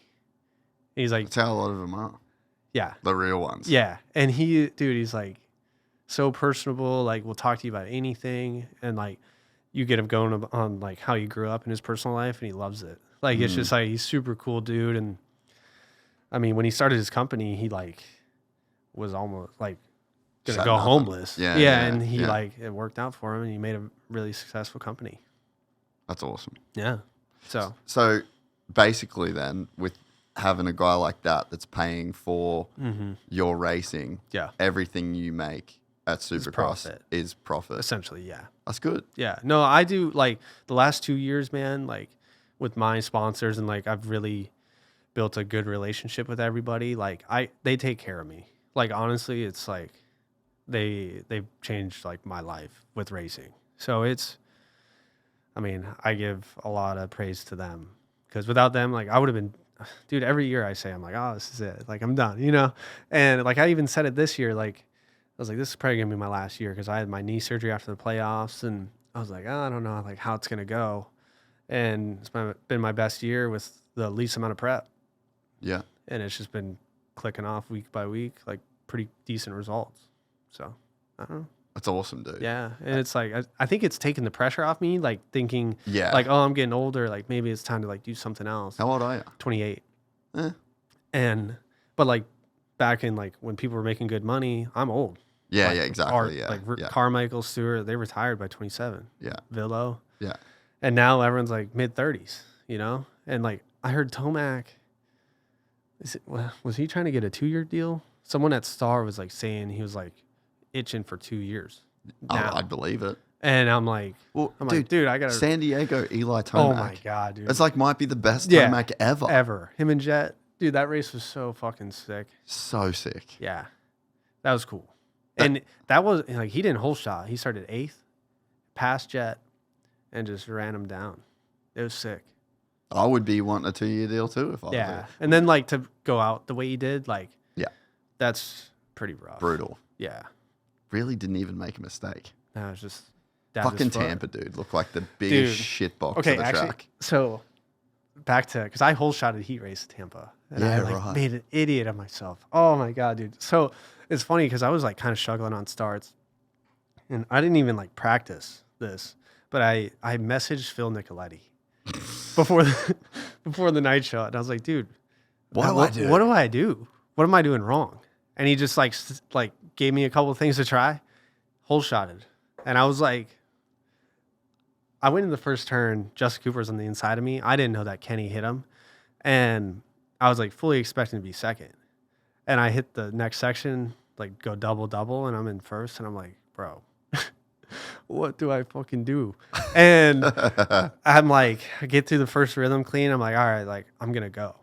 And dude, just totally froze. Just like mistake. I was like guarding the inside. And then I go, and I didn't blitz the whoops all day because they were fucked. And I go to blitz them in the heat, and I crash. And I'm like, dude, I look like such a fucking idiot. But I mean, dude, like, Privateer hasn't whole shotted a 450 heat. Probably since Pike. Well, maybe Western Pike. Maybe Moran's. Oh, yeah, main event Moran's, dude. Yeah. Yeah, I don't know. I mean, well, he whole shotted that was Maine's. He whole shotted like 3 in a row in like 23. Yeah, I remember that. That was insane. And yeah, just like, I think because I was getting not like bad starts, but not great. And I was not expecting to be in the lead. And it totally threw me for a loop. Oh, for sure, bro. And I was like, oh shit. There's got to be, I mean, I've always said this from my own experience racing. Mm-hmm. Like, I never got whole shots. Yeah. Because I never wanted to be in the fucking lead of the race. Never, dude. I was so good at starts growing up. And that's where my dad, he always gets fired up. He's like, dude, your starts used to be so good. Your starts suck. And, you know, like, you need to start up front and whatever. And I'm like, dude, it's like, and it's funny because, like, I just executed that start perfectly. And, like, Detroit heat race, I was next to Justin Cooper again, like, second on the start. And it's just, you're out whole shotting Ken Roxon, Chase Sexton. And it's like, you mess up one little, like 6 inches out of the gate, and you're in 10th. You know, it's like everyone's that good. You know? Yeah. But then like to have that internal self-doubt that when I get out front, I'm not going to freeze. So it's like, I'll just try and get like 8th or 5th. Or just try and get somewhere to be comfortable. That's why, like, I mean, as many things as you could say about Vince Freeze. Oh, yeah. God, you got to have respect. Dude, he has a lot of self-belief in himself. And that's where, like, one thing, like, I've had to, like, really work on it. Because I believe my talent level is, like, with those guys. Like, that area group. But I've never believed in myself. And that's where, like, I kind of went on this journey of, like, self-help kind of thing. And, dude, it's, like, completely changed my life. Like, I'm, like, way happier during the week, like, just in day-to-day life. Like, I don't get, like, worked up at, like, driving a car. Like, someone cuts me off, stuff like that. Yeah. So it's just, like, you got to work on yourself a little bit, too. You know? And you're just in the prime age. Yeah. Like, 28 was when my life started changing. Like, dude, I can remember times where I was in traffic in LA and, like, literally, like, yelling. Yeah. And like, that version of me now... Yeah, you'd be like, deleted, who is that? bro. Yeah, like, no, like there's nothing that. Yeah, that's how I feel in the last like year and a half, dude. I've like changed a lot about myself and the way I think about things. Yeah, and your brain develops. Yeah, you know, like your brain just fully is fully cooked. Yeah, and up until you're 27, the thing's still in the oven. Yeah, yeah, right. You know, so it's kind of funny, man. Like, I don't know really what's changed this year. Like I said, just kind of help working on myself. What have you self-help wise? Like, what have you done? Dude, apart just from, like the kind of just side? like outside of the sports side, like honestly, meditation. Really? Yeah, dude. Like I've like self-help books. Like I actually really like to read. Yeah, right. And yeah, man, just read a lot of books and kind of what books have impacted like you the Think most? and Grow Rich, Atomic Habits. How good's that? Psycho-Cybernetics is really good. Okay. I remember me and Justin Cooper, we read that like not together, but like we both got it around the same time in 2019. And he kind of like went on that journey too around that time, 2018, 2019. And like, I remember last year, I've never like experienced anxiety in my life. I thought it was like fake until like a year ago. And dude, I had like a panic attack. It was like super weird. So I think that's when like I had stuff to unpack from like Your childhood, dealing like, with your parents. Yeah, parent stuff. And like my best friend died like next to me in a car. Like he had a brain aneurysm. No. Yeah. And dude, it was just like I never like dealt with it. Yeah. And it like literally just overnight, it was just like like instantly. And the anxiety just started hitting you? Yeah, bad. When would you get it? Dude, all the time. Like, so it come to find out, like I thought I was going to have a brain aneurysm. Okay. And it came from riding Supercross and compression of my neck. Yeah. And it pinched nerves. So it was sending like sensations up my head. And I got brain MRIs, like, dude, scans. Oh, so like, it freaked you out. Oh, dude, I was like fully convinced I was like going to have something happen. It sounds crazy. Your friend but die. Yeah. How you were driving? He was driving. So we were going to south of the border, the training facility. Yeah. And I lived at his house. Him and his mom. His name is Dylan Slusser. Yeah. Do you remember? I do remember. And he passed away in 2017. No way. Yeah. So I never knew that. We were going to south of the border to ride, and I got there a few hours before him, and I just told him to call me when he got there to help him unpack. It was like 1 a.m, and calls me. He's like, "Hey, I'm here." And like, I walk up to his van, and him and his buddy Michael Fowler, he was just like in the back, like screaming about his head, like it just like hurt, and he started like puking everywhere. And dude, it was like pretty traumatic. So, yes. Yeah, and I just hop in the driver's seat and we like pin it to the hospital. And I mean, he passed away on the way to the hospital. So it was like very shitty to see. That will fuck you up, bro. Yeah, and I like it almost like even my wife, like I told her that story and she's like, you like don't like, it's like you're nonchalant about it. But then dude, like a year ago, it finally like, fucking hit me. And I like actually went to therapy about it. I was going to say, did you go to therapy? Yeah. Yeah. And it like that helped me a lot. You have to, bro. People have to go to therapy. Yeah. I go to fucking therapy every single week. Yeah, and I it's like, one of the best things that I do. Yeah, like so my brother-in-law, he did 2 tours in the military, one in Afghanistan, one in Iraq. And now he's a chief of police. So he's like bad fucking dude. Like he's not a pussy. Yeah. And he was like, dude, I go to therapy twice a week. Yeah. And he was like, you don't have to be scared. And he like kind of pushed me to do it. And I was like, all right, I'll give it a shot. And I think I did it for like about a month or something like that. And it helped a lot, actually, just to like actually talk about stuff. I would say you should keep going. Yeah, like, well, now I have like the mental coach lady that I talk to. So and it's like it's just like in a different way. Like now I talk about like what I deal with, like with racing. And that's like actually helped me a lot. Yeah. So, man, it's, I talk about it all the time on here. Mm-hmm. It's the best thing that you can do for Yeah. yourself. You Dude, know, like seriously, me and my wife go together. Oh, really? Dude. That's cool. It's the fucking best thing that we do. Yeah, man. I would say like now I'm like a big advocate for it. It's like I always thought like none of that shit was real until like I experienced anxiety and I was like, dude, this is like not fun. Mm-hmm. Like I can't imagine like some people, I mean, I've seen friends like with like crippling anxiety where they like, can't even function. And I was like, dude, like it's just in your head. Just get over it. Yeah, like and I mean, which it is to an extent. It is just in your head. Yeah. But there's a lot in that. Yeah, but I've never experienced like the physical where your like body gets like warm. Like you know what I'm talking about. You get like that rush. Yeah. And I was like, dude, what the fuck's going on? It's weird. Man, it's a real thing though. Bro, I would say I'm like when I lived here from like 2010 to 2018, and I was like, anxiety isn't real. Yeah. Or had anxiety the whole fucking time. Yeah. Didn't know didn't know what it was. That I had anxiety until I started meditation. Yeah. You know, in like 2019, I like took it seriously. Yeah. Like, I mean, I was talking about it the other day on the podcast with Rob Warner, actually. He found out he had autism, like late in life, like fairly serious autism. Oh, wow. And anyway, so we started talking about meditation. I looked up my app and I've got like 4,000 minutes of meditation and like 800 days of, you know, so it's like, it's a lot. And it wasn't until I started doing it where I was sitting with myself and I could feel it. Yeah. And I'm like, holy fuck. Yeah. This is anxiety. Yeah. I've had this forever. You just never and you dealt with it. You don't label it. You don't deal with it. And as a guy, yeah, it's different. It's just different. Yeah, you know, like is. you're not supposed to. But that's like kind of changed, man. Like it is. Like in the last 2 years or 3, I would say like now, like people are like very openly talking about that stuff, which is, I think it's awesome. Because it does help, man. I mean, like you see like, the suicide rates of men, you know, like it's kind of gnarly.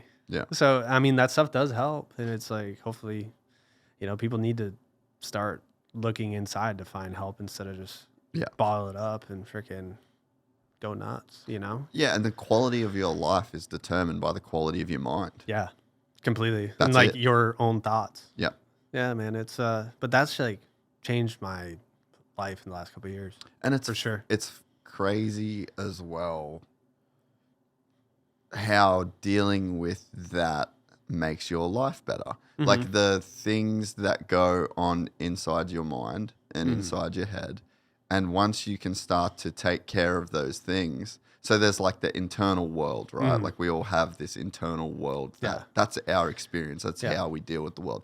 But then we also have like this real physical life. The outside have like partners and friends and a job and a career and bills and like, just like everything. Yeah. And it's like your life can be a fuck up. Yeah. Right. And it's like once you take care of the internal, the external just gets better. It does. You know, and like you're kind of a testament to that in a way, you know, and I can relate to that in my life. Yeah. And that's one thing, like, it's been kind of surprising that like it's translates to my job. Yep. And it's just like in here and in my body, like I just feel better. Yeah. And then it has helped me on the track. Yeah. For sure. So what's your meditation look like? Dude, just breath work, really. Yeah. So I either like count in my head and do like box breathing. Yeah. Stuff like that. It's not like that gnarly. I try to just do like 10, 15 minutes a day. Yeah. So, and like to the mental coach lady, like, a lot of visualization of like where you see your perfect like race day. Yeah. Stuff like that. Yeah. And like you kind of like break it down like after the fact, you like take notes of like what you saw. And it's like kind of crazy because it's like really it's just using your imagination again, like how you were when you were a kid. Yeah. You know, you like think back to when you were a kid, you could have fun doing anything, just like fucking off. And then you become an adult and it's like all these outside stresses, like you don't really like think that way again for a while. Yeah. Until you like sit down and be like, oh, maybe I should like kind of be like a kid again. Yeah. And it does help. Yeah. At least it helped me. So I don't know, man. This year, I don't sit and meditate as much as I used to. Like I used to be fucking every single day. Like, it was like a thing. Yeah. And then I just kind of stopped doing it as much. But Yeah. I've started journaling every day. Yeah. Journaling. Yeah. And that's like, I kind of didn't think of it as meditation, but it kind of is really, you know. And that's like that lady, I have a daily journal and then a practice competition book.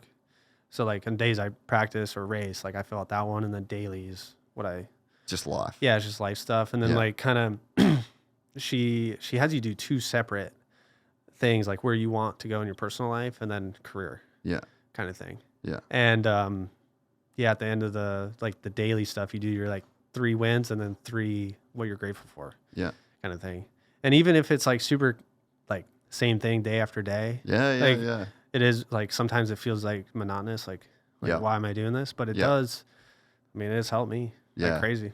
Well, I think I've been doing like very consistent over the first, like we're a quarter of the way through the year already, which is fucking insane to say. Yeah, I know. But it went by quick. You go through and I just sit down and I just fucking write. Yeah. I don't think about it. I don't edit it. I don't reread it. Yeah. Nothing. Yeah. And then You just, like get it out. Yeah. And then I get up and I'm like, sweet. And I don't think about, I don't plan what I'm going to write the next day. It's just like fucking in the moment. Word vomit, the hands moving. Don't give a fuck if I spell shit wrong. Yeah. Doesn't move matter. on. Yeah.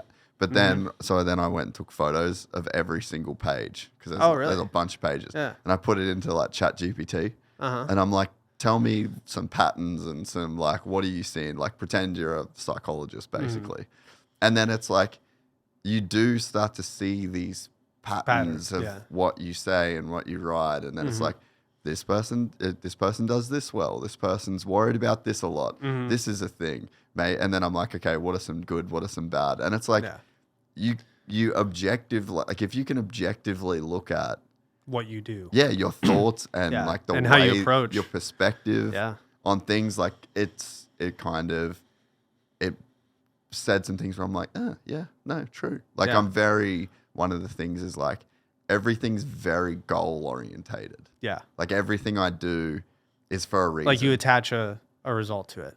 Yeah. Whether it's jiu-jitsu, whether it's motocross, whether it's the podcast, relationships. It's like everything's super goal orientated. And it's like, okay, so where's just the play?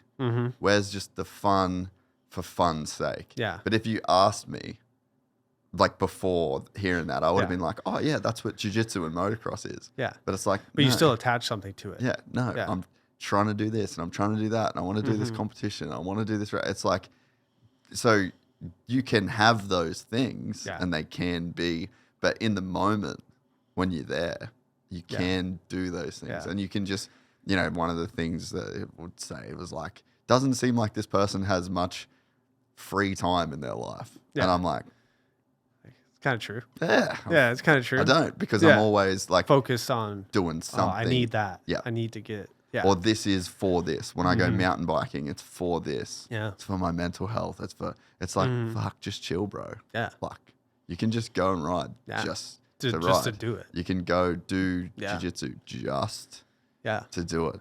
You don't have to do good. You don't have to do bad. Just do it. Just do. Yeah. And that's like, it's funny, like the way you broke it down. Like it is like, for me, I would say in the last 6 months, dude, I've been so calm. Like, it's like, it's so much nicer for me. Like, I used to get worked up so easy. And now, dude, I'm just pretty calm. Chill. Yeah, like mentally. And it's helped me a lot. And it probably is from meditating. It's funny because it's so simple. Yeah. Like when you think of like doing these, like you write down 3 things or break down this, it's like so simple, but it's just funny. Like your brain, you kind of overlook the simple stuff a lot. Yeah. And that's what makes the difference in my opinion. Yeah, no, I completely agree. Yeah. So growing up racing, you had a very, very unconventional path. Yeah. What was it like growing up for you racing? So it wasn't very, like, it wasn't that serious at first. So we got into it. So my dad, he was actually really good. Like he grew up racing Donnie Schmidt in Minnesota and stuff like that. Yeah. And my dad actually like beat him a couple times. Like he was pretty good. And, he just, I don't know, like he did auto body, like framework painting. He's mainly a painter. Yeah. But dude, he's like MacGyver, dude. He can like fix anything. It's like that's some old school dad shit. Oh yeah. Like honestly, like I wish looking back now, I like wish I had more time in the garage with my dad. Like instead of being like, oh, like play video games inside kind of thing. Like, I don't know. My dad's like pretty badass, honestly. Like he can fix anything. But so his brother Mark ended up getting cancer. Stage 4 esophagus cancer. And he still rode at the time. And he was like, if you want to spend time with me, you got to get bikes. And that's what I'm going to do. No shit. Yeah. And I can't remember how long after that he passed away. But. So he didn't do chemo or anything like that? He just.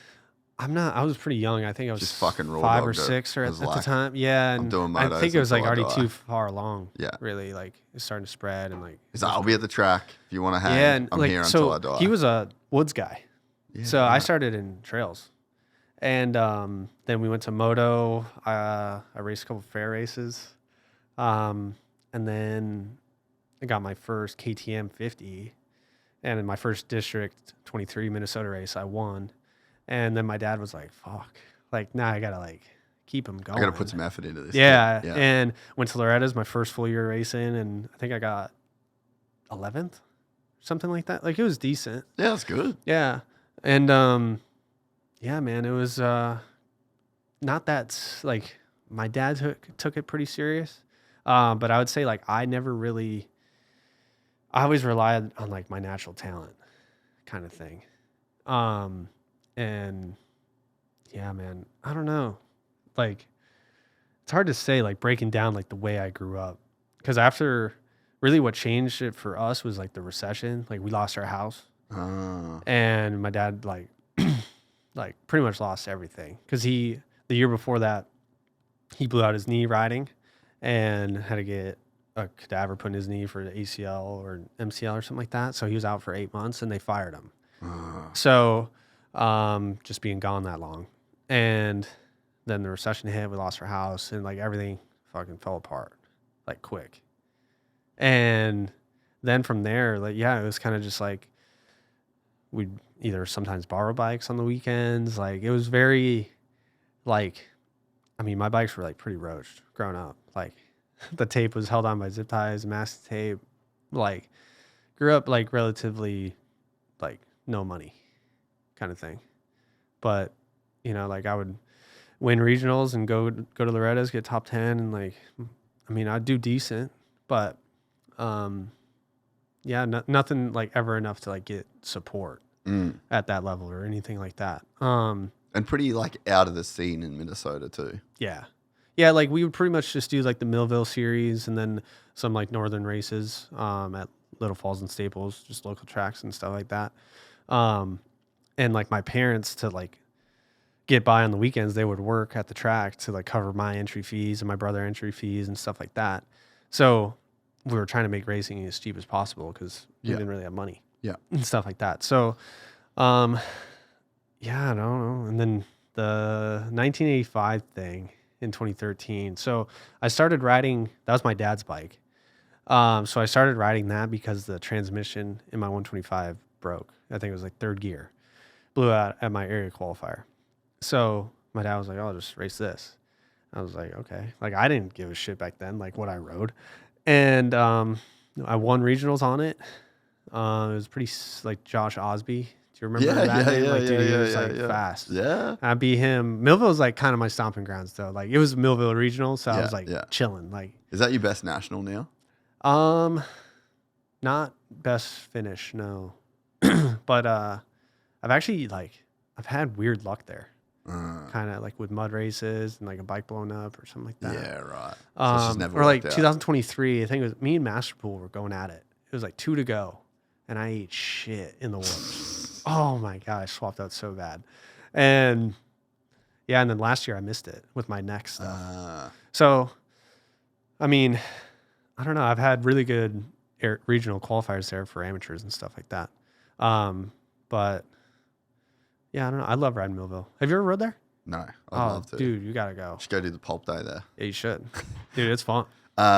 So yeah, you qualified, beat Josh Osby. Millville was like your spot. place. Yeah, Millville was my spot. And then we go to, and after that, dude, my like, I mean, I've had some publicity here and there, but dude, it was like, because we don't have service. Like you didn't get cell service back then at Millville. And we get cell service and like my parents' phones are blowing up. Mine is, and I'm like all over Vital. Yeah. And like, dude, people are going fucking nuts. And I have emails from like Ian Harrison and shit.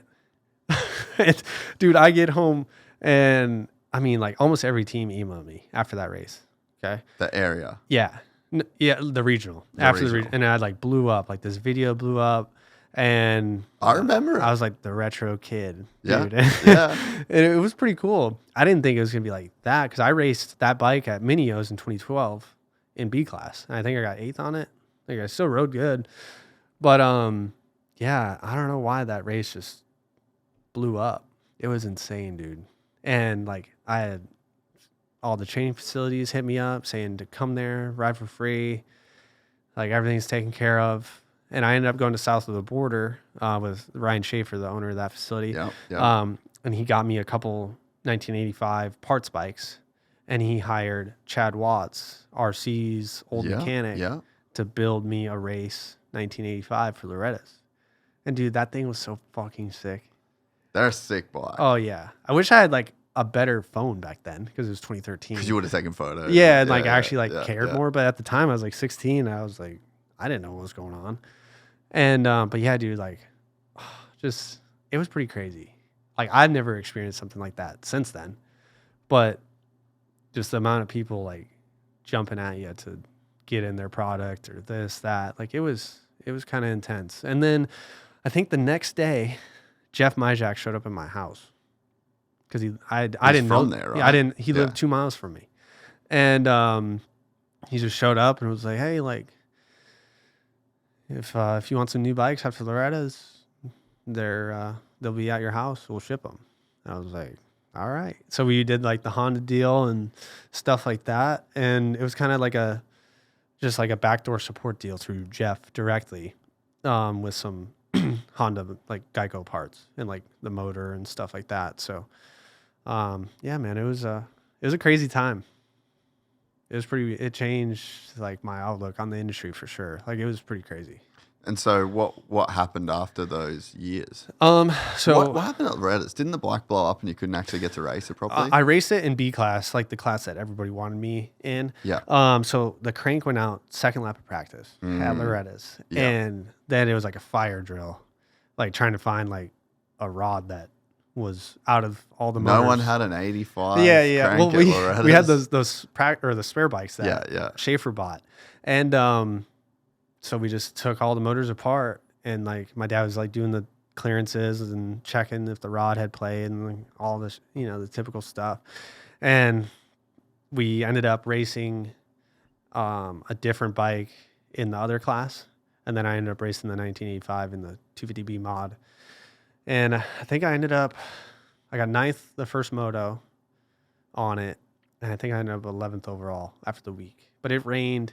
Every moto was a mud race that week. Which is not good for that bike. No, dude, like, because I had now it's conventional forks, but, or upside down, but the forks used to be like the thick side on the bottom. Yeah. And they hung like 2 inches lower than the new stuff. So anytime I went into a new rut that I didn't pick, dude, I'd just be dragging fork lug. Yeah. Freaking trying to get through there in the mud. Oh, it was miserable. So like my first 2 laps sucked in the motos, trying to like get the ruts deep enough for my forks, because it would just drag on the ground. Yeah. Besides that, dude, like honestly, that bike was good.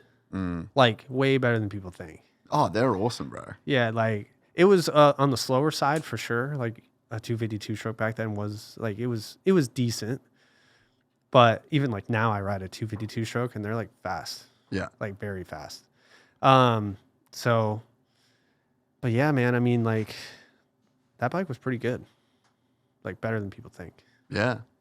Yeah, even I have a 96. Oh, really? Unreal. Yeah. Like the sickest. I love riding that on bike.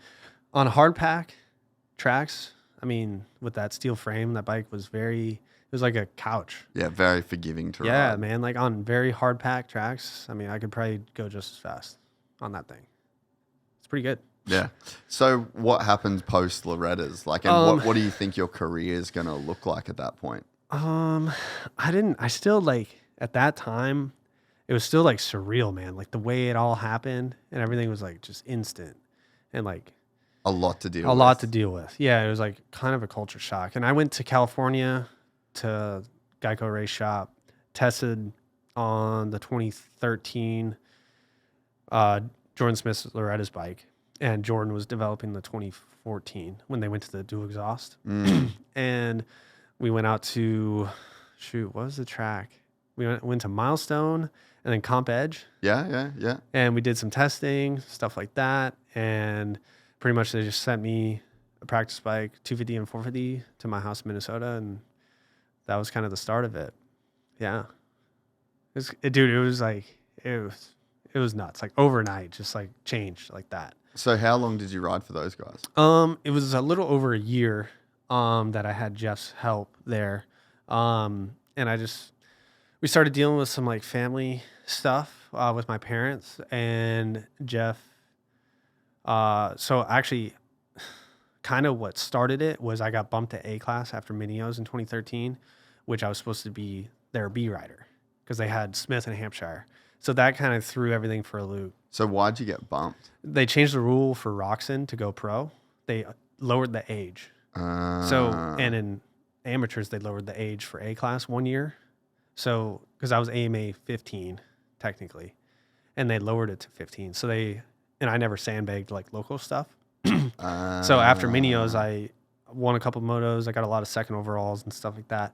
And yeah, they were like, yeah, you're going to A. Like, you can't like protest it, nothing. Like, you're going to A. Huh. So then the Geico already had 2 A riders.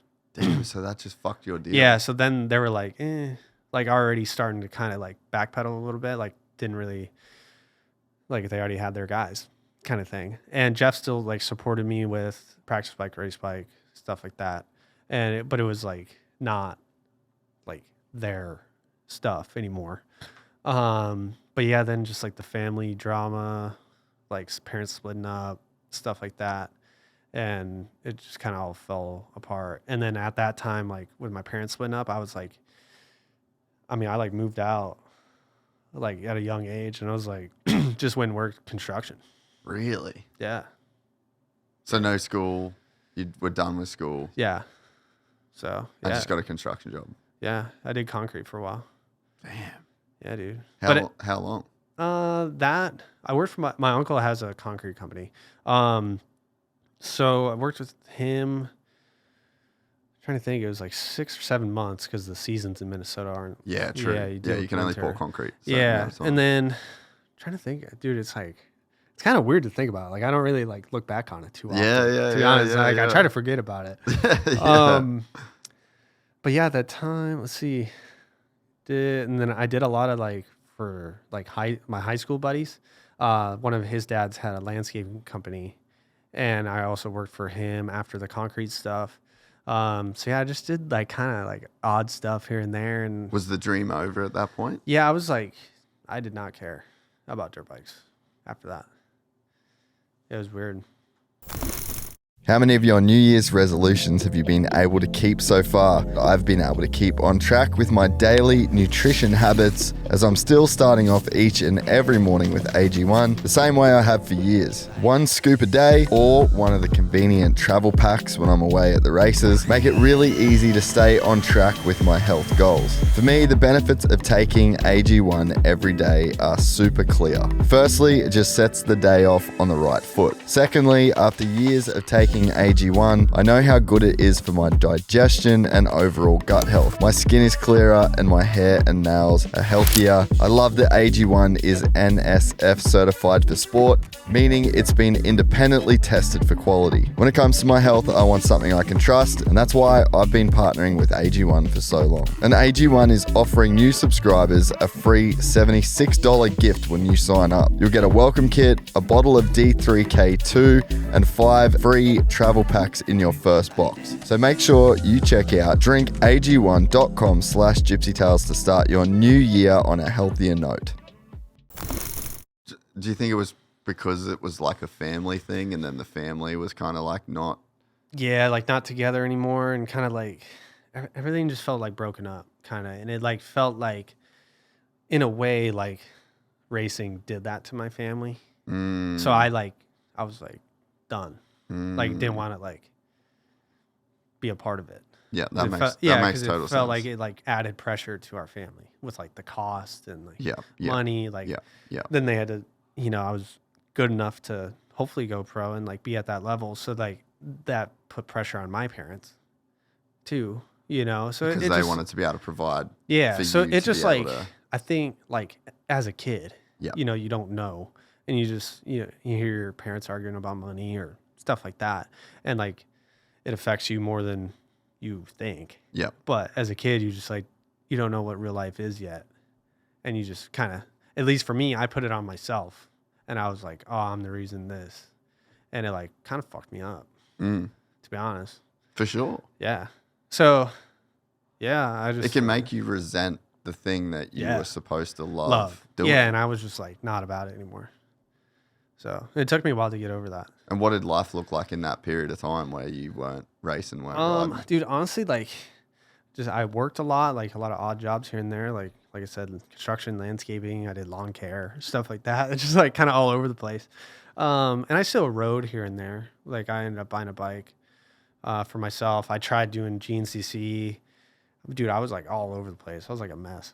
But yeah, the GNCC thing was kind of funny. I ended up breaking 2 vertebrae in my back before the first round of GNCC in 2016.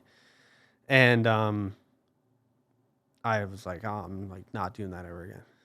I hit a tree so hard, dude. Fuck. Oh my God. I was leading too.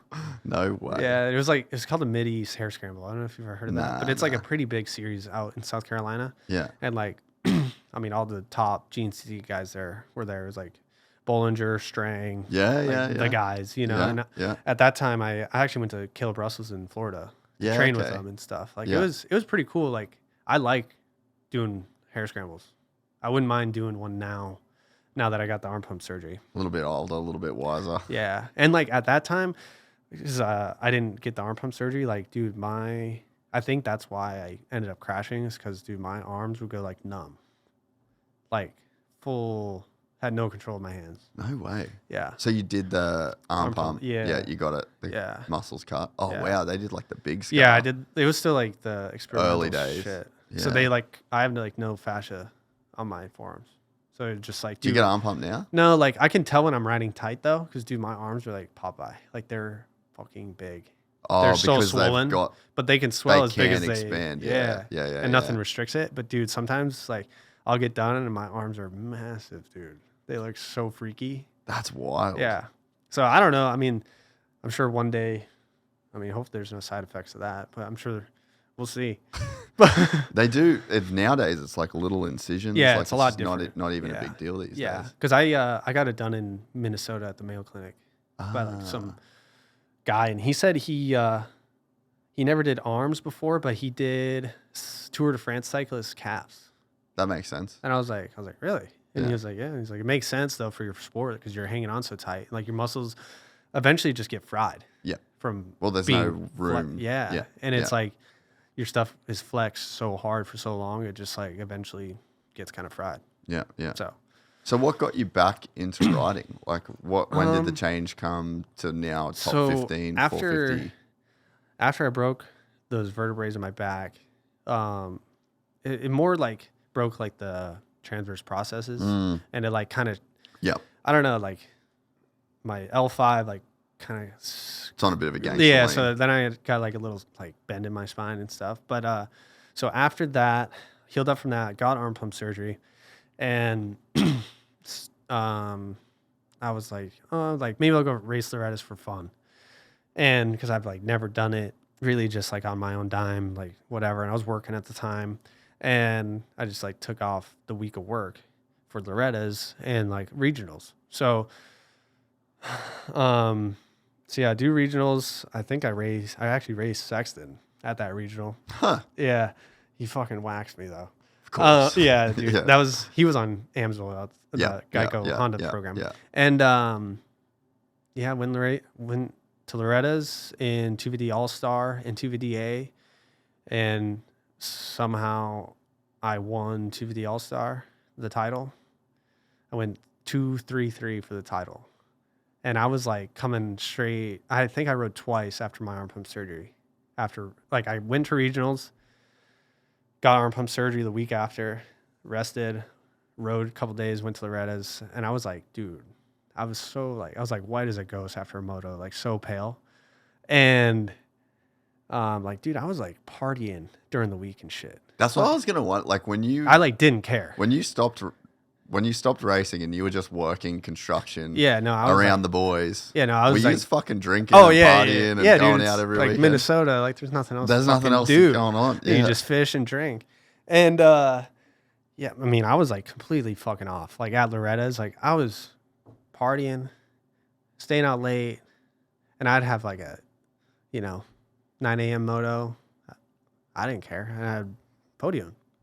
It's stupid. But I like had no pressure, and I just like was like, oh, I'll just enjoy it. No pressure, a lot of talent. Yeah, Fuck and it.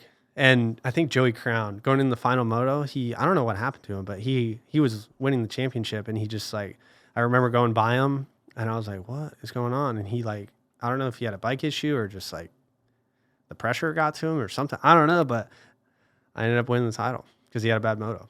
And did that reignite the Kinda, dream in a yeah. way? Well, Blue Buffalo, that team, they were there. And they were like, dude, just race the last 3 rounds outdoors for us. And I was like, I'm like, I got work. So then I had to call my uncle, explain like kind of what was going on. And he was like, he's like, go do it. Why not? And he's super cool about it. And then I started racing pro again. What the fuck? Dude, it's so random. That's such a crazy story. Yeah. Dude. And then I had to get my Supercross points like through Arena Cross back then. That was and it was like, So you had to just run the gauntlet. yeah, dude. Oh my God. And trying to think of that year, me and Justin Cooper went to a lot of Arena Crosses together. No shit. Yeah. So did you know him growing up? A little bit, like knew of each other. We weren't like boys by any means. Are you guys friends now, you'd say? Like you guys are, we kind of like drifted apart a little bit now, but like at that time. Now that he's got private jets and shit like that. Yeah. Yeah, I mean, now we're both married. And is like, he cooler than what he comes across? No, Jacob's cool as fuck. Bro. He's just hard to like break out hard the to shell. crack. Yeah, because he like, I mean, grew up moto kid. Like, I don't know. I think I don't know if he did full homeschooling or what. I know he went to public school for a while, but I just think he was like always like never broke out of his shell too much. But he's actually like, dude, you like go out to like after the season and have a good time with him. He's funny as fuck. Yeah, he's really cool. Yeah, because there was like I saw him at A1 like press day. Yeah. And I just no got, like, emotion. No. Like I got he was like funny. Oh, really? We just had like this funny. That's good. And I'm like, I fucking knew you were fun. Like I knew you were cool. You know. Yeah. No. When he's comfortable around someone, he's really cool. Yeah. Yeah. Like and I'm like, bro, be like this. Yeah, like normally. Dude, just be normal. Be who you are. Yeah. Because like I fucking saw that you were funny. Yeah. No, he's really cool. And we, him and me, Justin, his dad, and his cousin, like we go to the line together, and like his dad would help me out, or I don't know, his cousin, stuff like that. And we just like we did some Arena Crosses together, and then we got our points. I think he stayed amateur that year for Rock River. I think. And that was like when he got his star deal.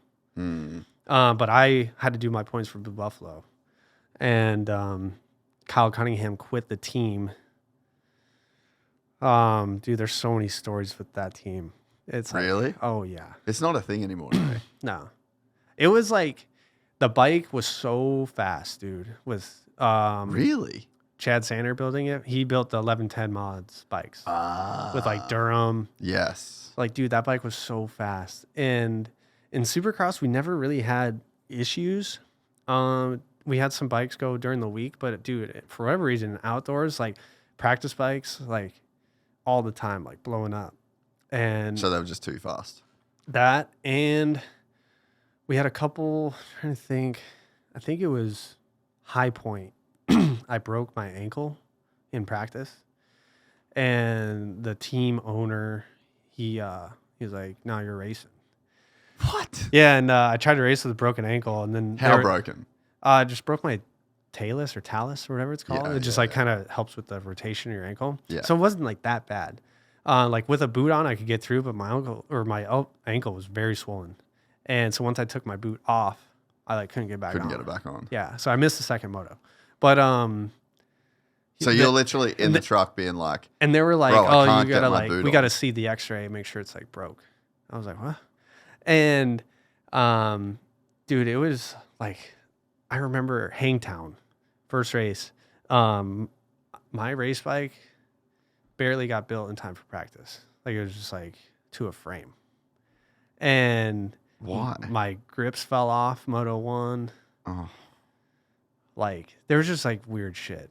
But then like it eventually got to the point where I was like mentally like waiting for something to like fuck up that I like just like was not into it.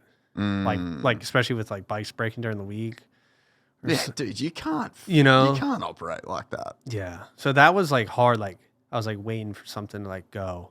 And then the final straw kind of was going into Millville.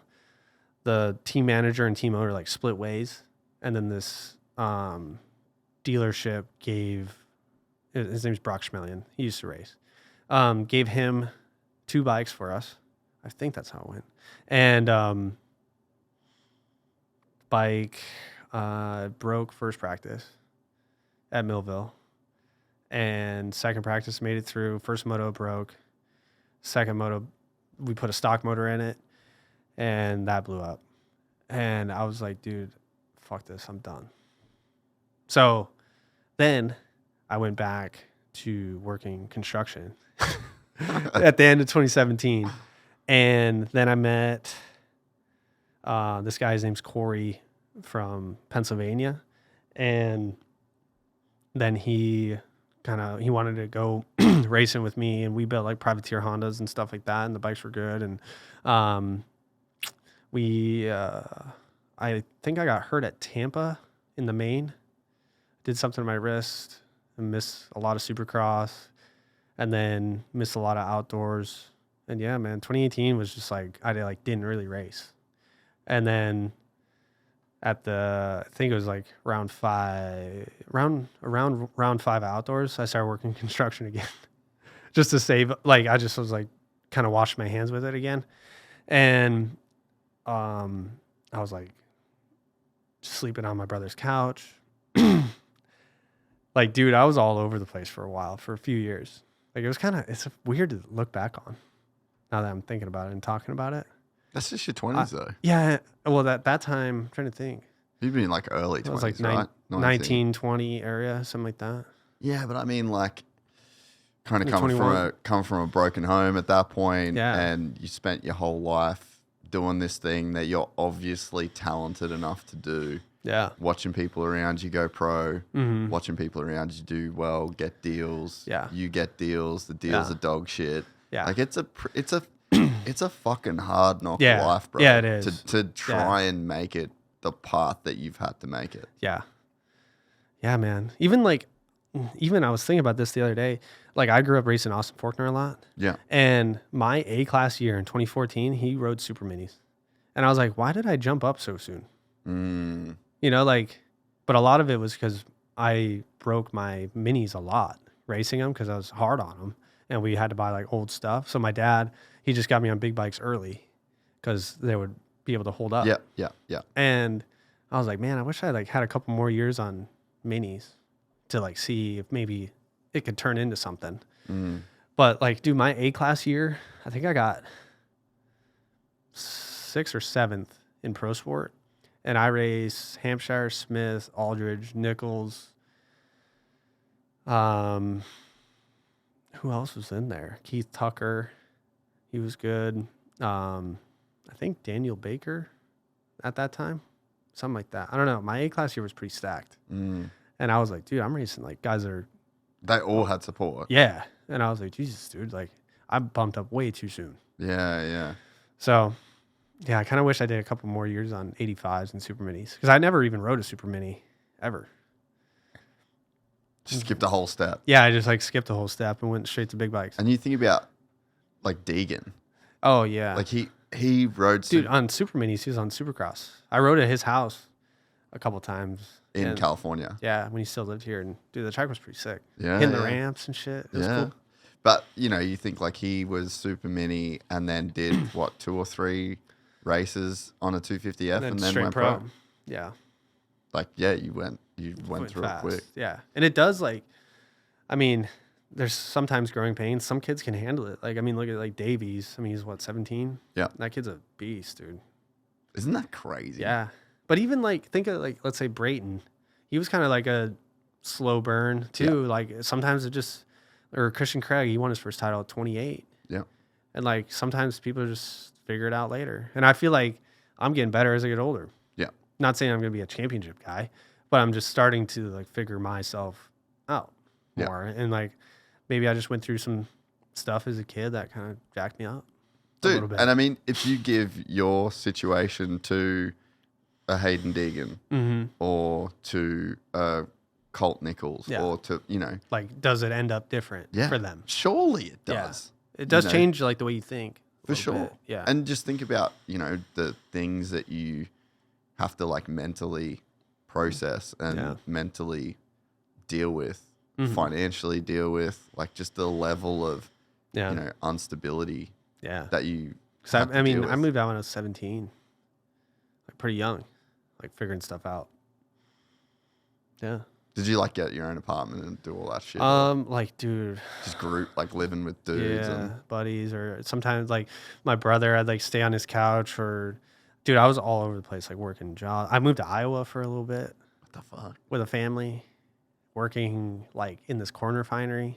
Like, dude, that was in 2015. What was the worst job you ever did? That one. The corn refinery. Dude, it was. What'd you have to do? So, it's like hydrojet cleaning. So you're like in the silos, cleaning them, and it's like rotten corn, smells like shit. It's called Hempen Mobile Cleaning or something like that. But it's like a huge company, and it's like the nicest family ever in Iowa. And yeah, dude, that was probably the worst. $10 an hour cash, worst job ever. Fuck. But it like definitely made me appreciate dirt bikes. Like that job was, it was a lot harder than construction, like pulling concrete. Yeah. Just because, like, dude, you're like covered. Like, God, I do not miss that. My first job out of school was worked in a brick factory. Okay. So just literally, that's all it did, make bricks. Mm-hmm. And I used to have to start at 3 in the afternoon. And I'd work until 3, 4 in the morning. 12-hour shift overnight. The plant was 24 hours. Yeah. And they'd shut it down at like 1 o'clock in the morning. Mm-hmm. And I'd have to get up in this fucking giant concrete mixer that was like kind of as big as like this part of the studio. And with a jackhammer, full fucking hazmat suit, and just this massive jackhammer. 17-year-old kid, skinny as a fucking rake. Go. Because there'd be a certain amount of concrete that would dry. In the mixer. And you just get these huge clumps of concrete all out. You're getting fucking concrete falling on top of you. You have to wear like a hard hat. It's like just working in an underground mine, you know? Yeah. That's how, like, dude, it's just like you're literally just in eating these pipes. And like you're in a full suit, like smells like shit. Like, and I have asthma, and there's a couple parts of the plant that I like couldn't go in because like whatever fume or something, it would like fuck my lungs up. And I would have instant asthma attack. Or on the other side of the plant, they did molybdenum, I think it's called. It's like it's a blue compound. And dude, you look like a Smurf walking out there. You eat corn now? No. Not that what I saw. I do not eat corn. Really? No. No. No. I get it. Yeah. So you saw how the sausage was made and you went, it's just like, dude, it was like you would see it on Dirty Jobs with Mike Rowe, like hands down. Like you'd be up to your knees, and like if they have like a pipe break, it's like wet, rotten corn up to your knees, and you got to like shove these huge PSI, like high PSI, like water jet things through the system to clean it out to get it to go back through the system. And dude, it was nasty. I wish I had like videos or photos for you, but no phones, like you can't like bring them in there. Yeah. But yeah, dude, that was probably the worst job I ever worked. Fuck. Yeah. Man, you had a rough go. Yeah, man, I was just like everywhere and like trying to find, like I was a mess, like depressed. Like I went through a lot, like mental stuff too, and it's just like it's funny to look back on because you're in such a good place now. Like it's just funny that I was at that point. Yeah. Dude, I can relate. Yeah. It's fun. It's kind of funny to look back on. But those are the things that shape you. Yeah. Shit turns you into a man, like you're married now. Yeah. You have a family, you'll raise kids. Like it's those types of things that shape your life and turn you into the person that you are. But it's funny, like I said, I was 27, 28 when I just feel like I finally fucking figured shit out. Yeah. I had multiple times where I just like ruined my life completely. Like 3 times where it's like ruin your life, back to zero. And you're like self-inflicted. Yep. Bullshit. Yep. Yeah. And I was like the same way. Like I like fully thought I like didn't deserve like good.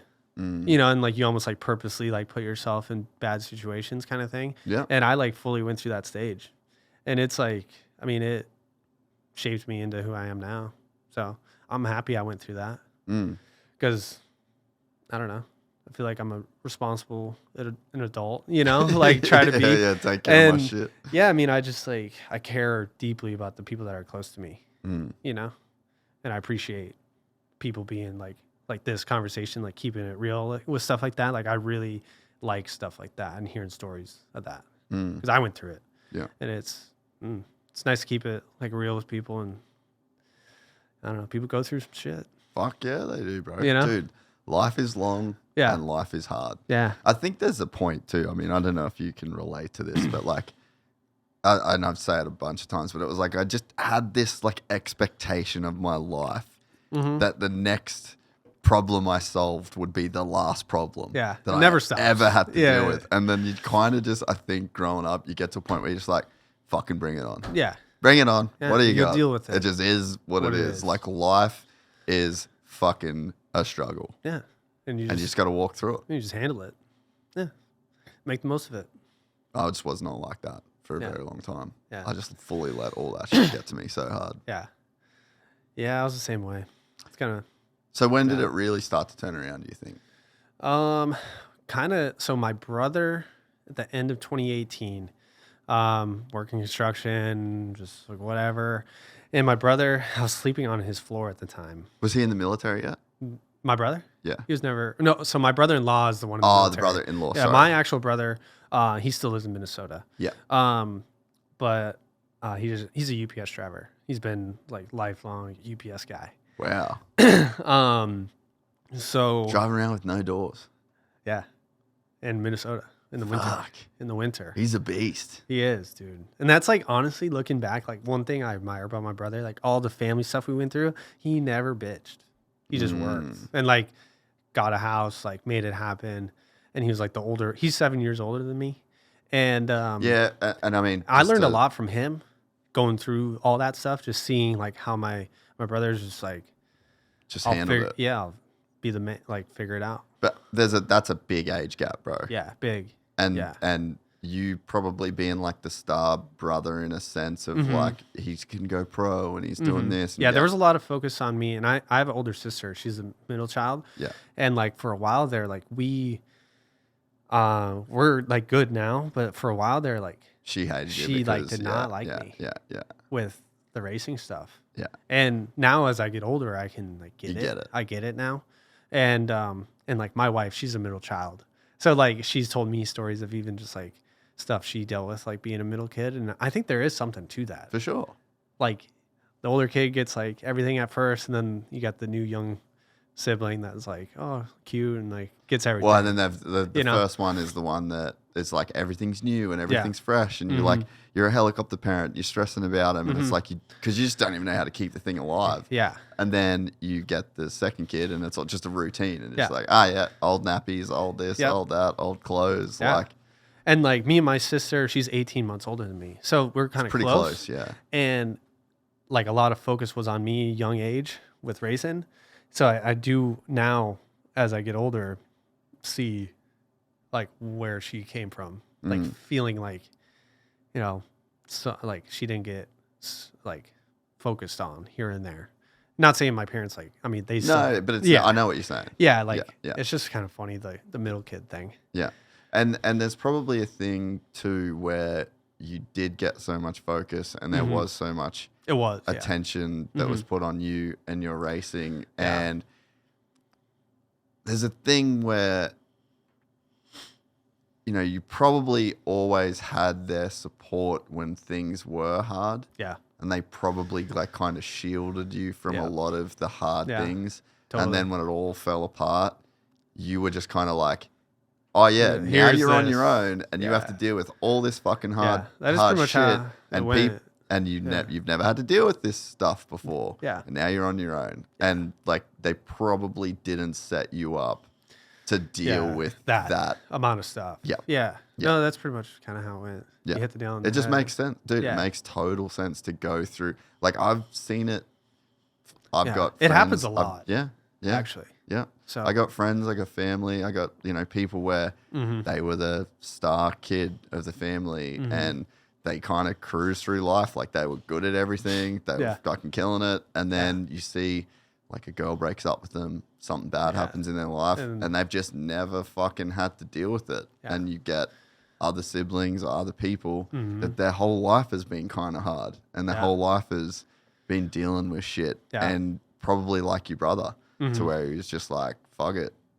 I'll make it happen. Yeah. Gotta deal with it. Yeah. Yeah. And that's like one thing, like, dude, I learned a lot from him on that too. Like as an adult, like I was like, man, like there's some shitty stuff. You just deal with it, you know? And like, that's one thing I'm really grateful for learning from my brother is that, for sure. Just like, you just hammer through it. Just be a man. Yeah. Just get through it. Yeah. So, yeah. And so when did it turn around? Like when did everything really start to kind of he like totally convinced me to move to California. Really? Yeah, and he's like go all in 250 West, but then I bought 2 KTM 250s. Got out to California. I rented a room from this guy named Chris Hay. He worked at WP for a while. Yeah. With Husky. Rented a room from him. He was my trainer. He's from Europe. Like Scotland, yeah, I think something like that. That's in Europe. Yeah, and yeah, man, I just like went all in, and I had a pretty good Supercross season, just on my own, like no mechanic, nothing. What year was this? 2019. 2019. And 2019, I did pretty much every race out of my van by myself. Driving by myself, no mechanic. Hot as fuck during outdoors, no mechanic, doing all my own bike work between motos, and I crushed it. Like, honestly, for like that situation, like I remember someone was hurt at TLD, and I was like blowing up TK, trying to get a ride. I was like, dude, I beat every single one of your riders at one point this year. Like, just let me do the last 3 rounds. And he was like, no, and I almost hole shotted Unadilla Moto 1, and I ran top 5 for like 15 minutes, and I hit one of those like yellow the stakes. Yeah, I call them a SpongeBob because it's kind of what it looks like. Yeah, but dude, they fucking don't move. Yeah, they're in there, and that's like, I mean, that's what took Nelson out. Yeah, is that thing. Yeah, I don't even know why. Like, why do we have those on the track that don't move? I don't know. Like, you clip it, and dude, so it just sends you. Dude, yeah, like your bars are out of your hands if you clip it. It's fucking crazy. And I got stuck under my bike. So I think I ended up 20th at Moto, but I ran 4th for, I think it was like 17 minutes, something like that. And that bike, I mean, I had a head on it. Good year KTM too. Yeah, that bike was good. Yeah. And yeah, I had a head on it from Race Tech and ECU and gas. And I was competitive. So it's funny now that the 250 guys, they all run the sand tire. But I was doing that in 2019 for good starts. And everybody ran the regular tire. So almost every race I started top 10 because they ripped the start. And like Unadilla, I ran the MX-12 sand tire. No. Yeah. It was good. And it's gotten better since then too, right? Yeah. It's a more aggressive sand tire. Yeah. But yeah, I ran that tire every week in outdoors. But my best Supercross finish that year is 12th at Oakland. So it was decent. But yeah, man, that was kind of like what turned it around for me is my brother convinced me to just move out to California, and I like never left. I love it out here. Wow. Yeah. What year did you meet your wife? What year was that? I technically in 2019 at Seattle, I met a friend of hers from high school that started a gear company, Active. Yeah. He started that, and they went to high school together. Yeah, right. And so I knew of her, like I seen her on Instagram from him. Yeah. And technically, I just slid in her DMs in like, I think it was April of 2019, something like that. And then we officially met in May of 2019, and the rest is history. That's awesome. Yeah. So that definitely gives you like a reason to be, like it kind of. Well, she was from Washington. Oh, right. So she wasn't out So we here. did long distance for a bit. Yeah. And then we moved in together down here at the end of 2019, and then COVID hit. And dude, like, she's a wedding photographer, so all of her work was canceled, and my work was gone. And she sold her house. So we kind of lived off that money for a bit, but we made it work. That's But dude, wild, my dude. wife, dude, she's fucking awesome. That's Like sick. she is probably the hardest working person I've met. Really? Yes, dead serious. That's awesome. She gets it. Like her dad is a worker. Like he owns a big car dealership in Seattle, or north of Seattle. And dude, he just works every day. She got it from him, and she just works every day. It's insane. That's awesome. Yeah, she's a hard worker. And so that 2019 season, then 2020, and so you just slowly since then have just started rebuilding your career. Yeah, and like one thing that was kind of cool for in 2020 during COVID, Villeman was working with Ferrandis. Yep. And dude, I was just like, it was COVID. We're just bored like at the track, and Villeman like invited me to like ride with Dylan, and I started training with Villeman. And I like went full vegan. Not the move. On his dude. Oh my God. And then we started racing again. You're not vegan now, are you? No. Yeah. But dude, I lost 20 pounds. I weighed like 155 Damn. pounds. And I was like skin and bones, bro. And So Villeman was like, oh, because Ferrandis was vegan, eh? yeah. And I like full went He on won like, the 450 championship vegan, didn't he? yeah. Fuck. Dude, it's crazy. And I like What did he I eat? felt good, but when we went racing and it was like that hot, the travel, dude, I felt like shit in 2020. Like when we started outdoors in like what, end of August or September? Remember that? Yeah. It It was like started at super weird Loretta's, year. right? And we did like 8 rounds. Yeah. And we raced Millville and it was like 35 degrees, dude. It was so cold in the fall. I don't know. Do you remember that year? Yeah. Dude, yeah, it's like a yeah. blur. It's like that year was crazy. But I worked with him for it was like 6 or 7 weeks and I lost 20 pounds. Vegan. Was Villeman vegan? Yeah. No shit. Yeah. I think. I don't know. At that time I think he was. So he was just, that was the thing. Yeah, like, but this is dude, what I you like need literally to- like you were just like, we're all at right, the man, I'll do whatever. Yeah, we were at the track and I don't even know how it got brought up. Like it was just like random.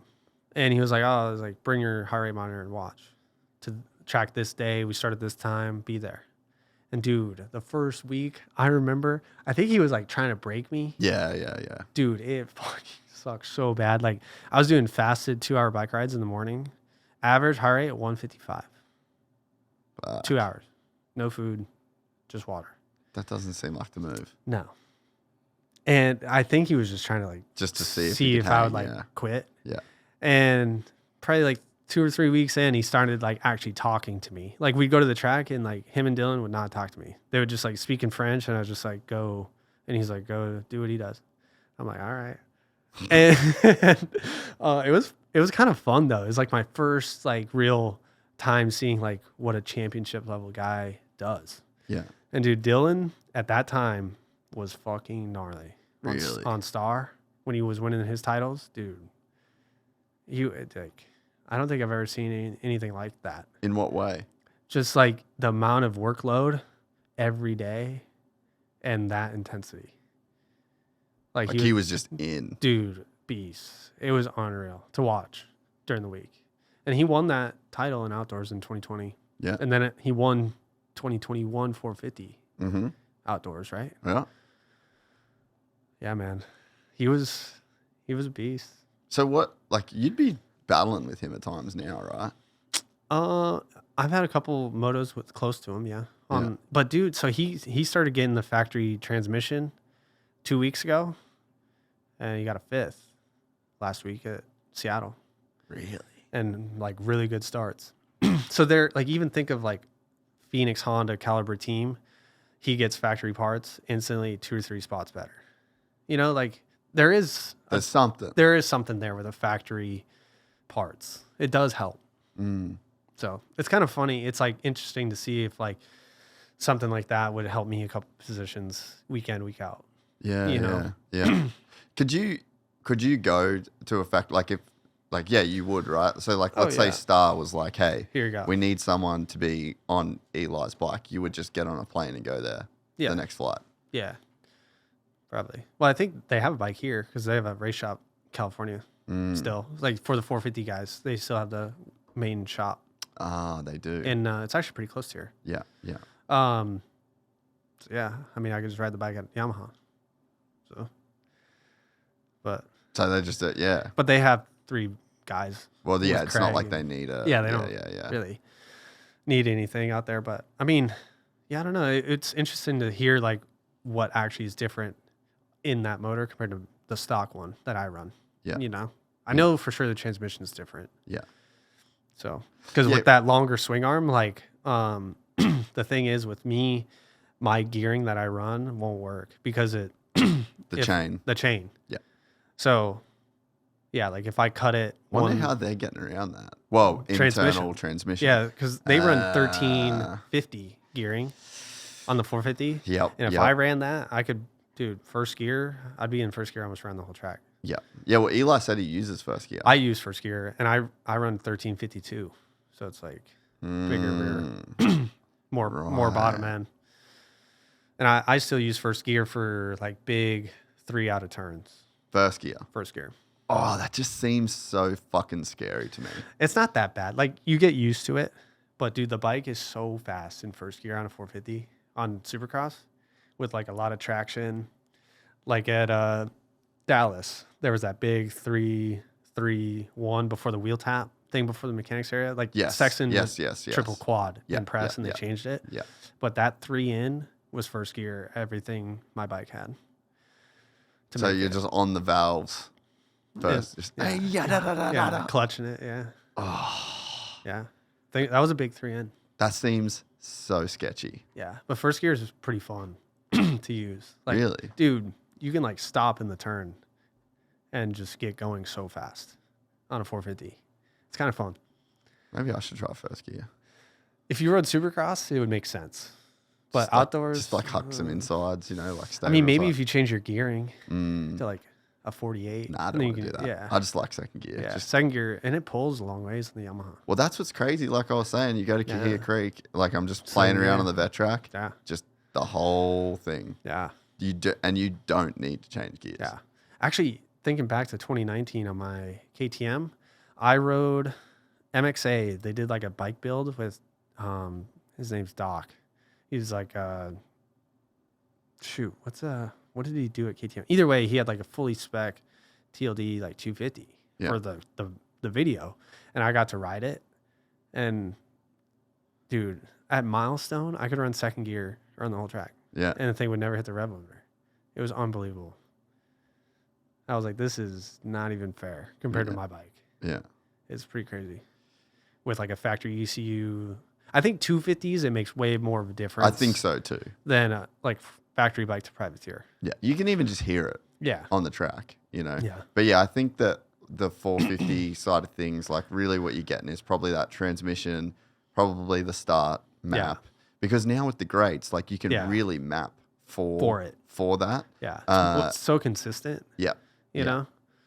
But I would say the biggest thing that is and having suspension techs. Yeah. Like willing to change things. Because like.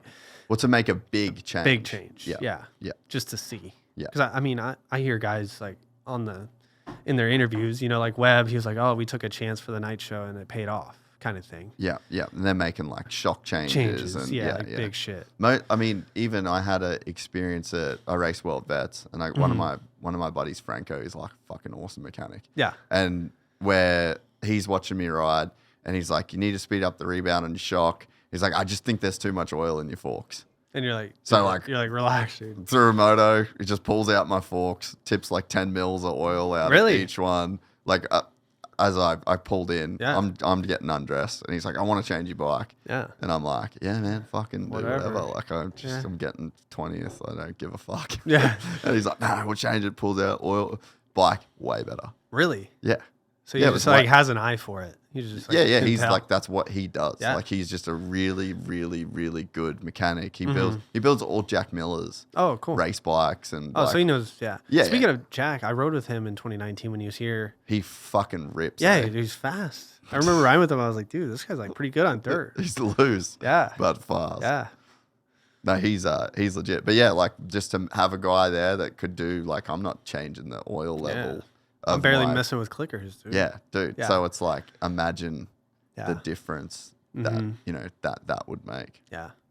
Yeah, I definitely wish I was more in tune with like clicker changes even. Like, dude, I don't even really change that stuff. Because it's like, I mean, I don't know what I'm like. Yeah, I've never. What are you changing? Yeah. Because it's like, I've never really worked one-on-one with a suspension guy to even know what the change will do. Yeah.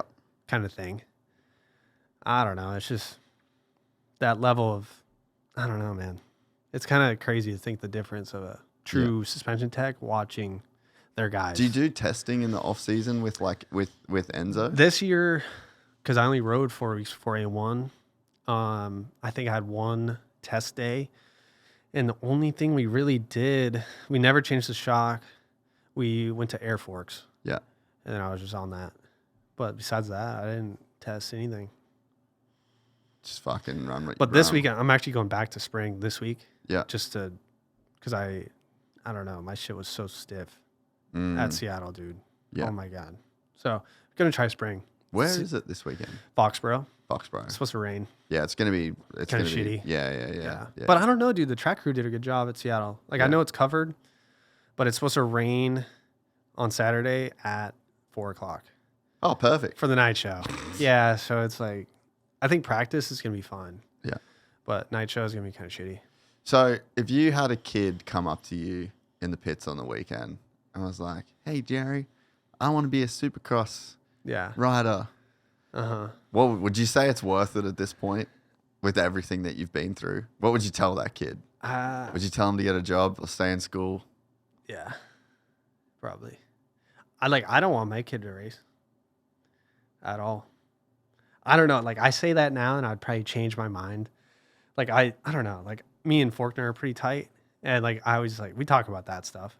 And because he's probably going to get his son into racing. And I'm like, dude, like, I don't know. Like, I know, like, if I saw him on like a P-dub or something, I'd probably be down, just go for it. But dude, it's just like, I look at my family stuff and that's like what I picture. So it's like, for me, I don't know, get a set of golf clubs. I don't know. It sucks to say that because I love the sport, but it's just like, it's tough, man. It's not an easy industry, you know, not there to make friends. It's kind of a cutthroat sport, in my opinion. Yeah, it's like dog eat dog. Yeah, I think it is. Yeah. You know, not there to make friends, and it's really expensive and it can go wrong pretty quick, you know. Get one bad knee injury when you're a kid and you're never the same. But that's with any sport, you know. Every sport's hard, no matter which way. Like, I'm sure tennis in some way along the way to get to the top, golf, everything's hard. So I think it just depends on which hard you want to choose. Yeah, you know. But the thing is that in tennis, you're just not exposed to the risk. Yeah. Yeah. Even like, dude, football. I wanted to play football really bad in high school and I never did because like I kind of I was all in with dirt bikes and like I can actually throw a ball pretty good. Really? Yeah, like, and the football coach actually really wanted me at my high school to try out and to try to be the quarterback. And I was like, nah. And like, I never talked about really racing in high school. And then once the 1985 thing blew up, that's when I got homeschooled. And he was like, oh, now I see why you like didn't do it. He's like, you're actually like good. He's like, I knew you rode, but I didn't know you're like that, you know, like capable of going pro. Yeah. Because, you know, school sports, you're just hoping to go to state, you know. Yeah. I won state championships my first year, and it was kind of like you're going nationally at a young age kind of thing. Yeah. So I don't know. It's just every sport's different. It has a unique twist to it. Like, I know like travel baseball, that's expensive. Yeah. I think if you take any sport seriously, it's costly. Yeah. You know? Yeah. But I do think dirt bikes are a little bit extra. It's extreme. It's extreme. Yeah. Yeah. Are you having fun now though? Oh yeah, I love it. Yeah, dude. Like, I probably have more fun now than ever honestly. Like, yeah, it's my job and I definitely just kind of like treat it that way. But I've really learned to enjoy like even this, like the kind of the shitty stuff, like traveling, like I get to go to cool places. And like, as I get older, I just like really look back as like a kid and be like, wow, it's like cool. I get to race at Gillette Stadium. Yeah, dude. Or like, you know, MetLife, Yeah. Anaheim, you know, like do Anaheim 1. And I don't know, it's cool. Yeah. It's a really cool feeling. I'm glad that you're like getting to experience a good side of this now. Yeah. Because it really hasn't been good for you. Yeah, I for would a say long like time. my first 2 years pro was like, I like hated it. And it was like, everything was a struggle. And even like after like 2019, it was a struggle, but I enjoyed it then because I was like getting better results and like beating factory guys. And it like kind of changed my attitude with it. Like I was like, oh, I can like beat these guys, you know, like it doesn't matter what support you have kind of thing.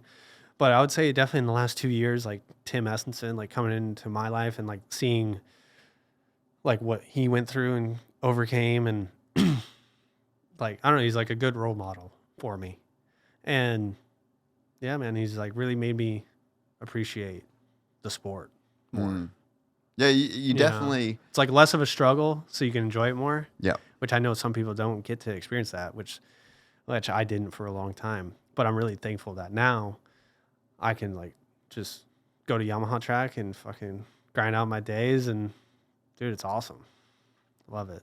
Yeah, I'm glad that you're getting to have that experience now. Yeah.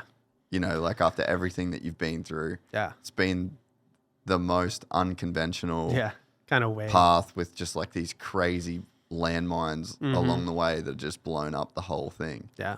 But you're actually getting a chance to enjoy it, make some money, live a good life. Like it's pretty cool. You definitely deserve that. Thanks, man. I appreciate that. Yeah, it's you know, I've been through a lot, but it's good to have now these good days. And like I've had some good results, and it's fun to look back on for sure. Fuck yeah, I love that. Yeah. So let's talk about just a little bit of bench racing before we let's do it. Before we wrap this thing All up. right, let's do it. What do you make of the championship? I think Webb's got it. Think so? Dude, he's so good. Seattle on the weekend was fucking gnarly, bro. And like think of the next 4 rounds. It's gonna be rutted. And that's Coop all day. Like Sexton he's faster than Coop. But dude, he's just such a good. He's got like eyes in the back of his head, bro. It's fucking nuts. We literally were talking about this the other day. Dude, it's like nuts. I was making the joke. I'm like, He just did they knows where fucking they cut go. the bell in the back? Like, is there cutouts in the back of his helmet Yeah. And he's where been he that looks way out of? his whole pro career, dude. Like look back at like 2019 KTM when he won his title, same way. Just he knows where they're going. Like he's a step ahead of them. And he's ahead of them, like racing. But he just knows he's good, man. Fucking good. He's hard to beat. It's crazy. Like bro. even I'd be curious to see if he would even be beating Jet in this title right now. Like I think he's that good right now. Really? Yeah. Yeah. Because Jet was kind of struggling on that bike at first. Yeah. You know? Yeah. Well, you go back to like Birmingham last year. Yeah. Like, you know, he gave Jet everything. Yeah.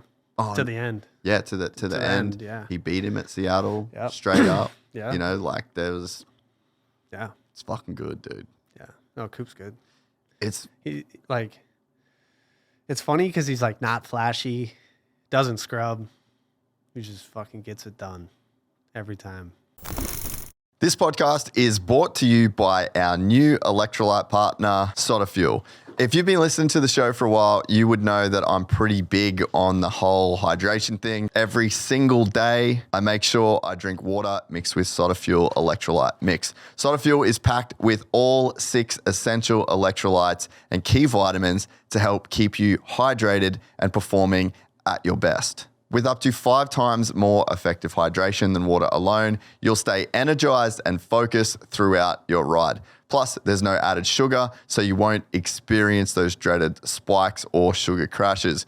As far as a supplement for riding dirt bikes, SOTA Fuel is your friend on and off the track.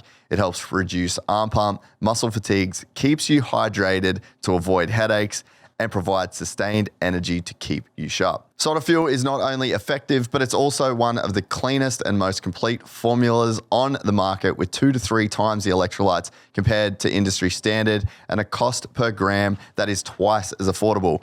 Lightweight, portable sachets are perfect. Throw in your gear bag, throw in your toiletries bag, throw in your work bag. They've got 4 great flavors, but my personal favorite is this bad boy right here, Gypsy Juice. This is our very own flavor. I think it is by far the best flavor out of the 4. Go to sotafuel.com right now or click the link in the description. I would love for you guys to try it. Even the one thing as well, when you watch Coop, like he makes mistakes. Yeah. So it's not perfect. It's not like he's not making mistakes and other people are making mistakes, right? He's good at like retaliating after a mistake. Yes. That's exactly what I was about to say. So you see the rhythm section after the triple. So they land through there. Then you've got that 2, 3, 3, 1 fucked up weird section, right? Yeah. Sexton makes a mistake, ruins that entire lane. Yeah. Coop made the exact same, like he made a mistake identical in the same way. Yeah. Passes Chase Yeah. in the next turn. Yeah. You know, so like he's just got a crazy ability to not make mistakes derail his race and or like his refocus. night. Yeah. Yeah, man. He's such a good racer. It's honestly, dude, like I don't think Justin Cooper's getting enough credit either. Yeah, he's ripping. Like fastest qualifier. Like, I mean, Jase Sexton's pretty good at that. He's fucking fast. Yeah. Yeah. Yeah. No, he's doing unreal as well. Yeah. It's blows me away that we're in 2025. Chase Sexton's in the prime of his career. Prime physical conditioning. Yeah. Like hasn't really had any big injury setbacks. Yeah. And can't beat the dude that won the 2019 title. Yeah. No, the depths, man, it's like the old guys are still got it. But you know, I watched a video the other day on how the UFC is trending older. So like all of the champions and all of the top 10, they're all mid-30s. Yeah, the average age is getting higher for athletes. It's like, I feel like there's almost like maybe more burnout. Like a couple years. Yeah, earlier. Yeah. Like let's say like Alden Baker with the training program, like kind of burnt out Stu, RC, Villo, Dungy, stuff like that. And it's like now guys have a lot more freedom in the industry, it seems like. Don't you think? Yeah. A little bit? Yeah. And I almost wonder if it's like the teams kind of like more engaged as like a team environment, like Star. Everyone rides together except for Eli. Yeah. But Eli's kind of he likes that. Yeah. You know, like he'll dip in and dip out. Yeah, like even at Yamaha, like first we were told we can't ride with him. And then like on days we'd like be sitting there like waiting for him to be done. And he's like, dude, just come on ride. If he's like in a good mood. Yeah, yeah. You know? But dude, one thing, it's funny look back, like I never saw him test one day in California. Like his suspension guy, Gilly, was there with a set of suspension every day. Never tried it. He just hammer. And I don't even remember seeing him do a 20 before the season. Really? What was he doing? Dude, he'd do his warm-up, starts, heat race, 12-minute, done. Like super quick, in and out. But it's fucking Eli. You know, he just shows up on Saturday and can win. And like, he's so fit. Like has a big base. Yeah, the base is massive. Yeah, and it's like, I think he talked about it with you. You know, you're riding in like day in, day out, a chain could break, injury, or get really fucked up, bike failure. I don't know, like anything. So I think he, with his age, like maybe minimalizes the risk. Yeah. You know, has a lot of quality laps. Yeah. Not just hammering out day in, day out. Who was I talking to? Which I started doing that this year. Really? And I feel way better. Really? Yeah. So I was talking to someone the other day. Oh, I think it was maybe when Nemchek come on, the NASCAR driver. And so they have to do so much media. Yeah. It's just like obligated that they have to it's a do lot. media, right? And I was thinking about, because the problem with our sport, so like MotoGP guys don't ride. Yeah. At all. Just can't. Like, yeah, they have one test day, right? they have like 2 or 3 test days throughout the year. I always thought that was weird. Well, very level playing field. Yeah. Because the problem is you've got these $1 billion companies Yeah. that would just pour money into these guys. Yeah, and they don't care about the money. And when you're testing shit at 340 kilometers an hour, like Seth Gibnau told me that, you know, the racetrack Spa, you know, they got a Rouge coming up there, rear tire exploded, 300 plus, just sent him flying into the wall. So it just completely changed his life. Yeah. Like he didn't get too crazy hurt, but mentally ruined him. Yeah, he was like, because it was just like an explosion. Like I could have died. Yes. Yeah. Totally. So they've figured out a way to be like, no, you can only do this. You can only test on these days. Yeah. The boys ride motocross. They ride ovales, like the little and bikes. moto's like pretty dangerous too, just during the week, but probably more. More, yeah. You know, but because you can literally have a fucking supercross track in your yard in Murrieta, you can buy land. No one would know. So like, there's no way around it, right? But then you get guys like Eli that say that. You get guys like Kenny that say it's too much. Like everyone says it's too much. Yeah. But the problem is when the guy next to you is doing it, you got to do it. You got to do it. Yeah. But I was thinking after talking to JH, is like, what if they did like a mandatory media day Wednesday? Yeah. So you've got to either fly to the race early, you got to do Zoom interviews, you got to do radio interviews. Yeah. Like you have to do some kind of press. Yeah. Like in some way. Everyone. Yeah. You have to do a shoot. You have to like whatever. And it's like Wednesdays is media day. Thursday is press day. Yeah. And it's like that's when you get your little extra riding. So you can only in season ride Monday, Tuesday. Yeah, I can see that. It's a like interesting. I don't know that because like for me, with my travel like and doing my own bike work, I only ride one day a week during the season. Anyway. Yeah, I only ride Tuesdays. Yeah. So does make a difference. Supercross outdoors, I usually do too because it's like safer. Yeah. But dude, Supercross, like you mess up, like you're, check up. I actually had a moment yesterday. I was like trying different stuff, like tried a different set of forks and it like pushed through a rhythm differently. And I got like no lift. And I was like, oh fuck. And like the Yamaha track's pretty peaky. And dude, I framed that thing. I like thankfully didn't get a close call, but I was like, man, it's like they're the ones that make you think. Yeah. Oh yeah. Or even like the other week, which was hard to see, like Anthony Bourdon crushing it this year. Bike broke on a 3 on the table off and like dislocated his hip. Like, oh no. And we were there with him on the track for like an hour before he got on the stretcher and like to the hospital. And it's just like, that. Season over. Done. And it's like, no one's paying that guy. Yeah. No one's like, you're fucked. You're and he's from France, in the U.S. with I don't know what insurance.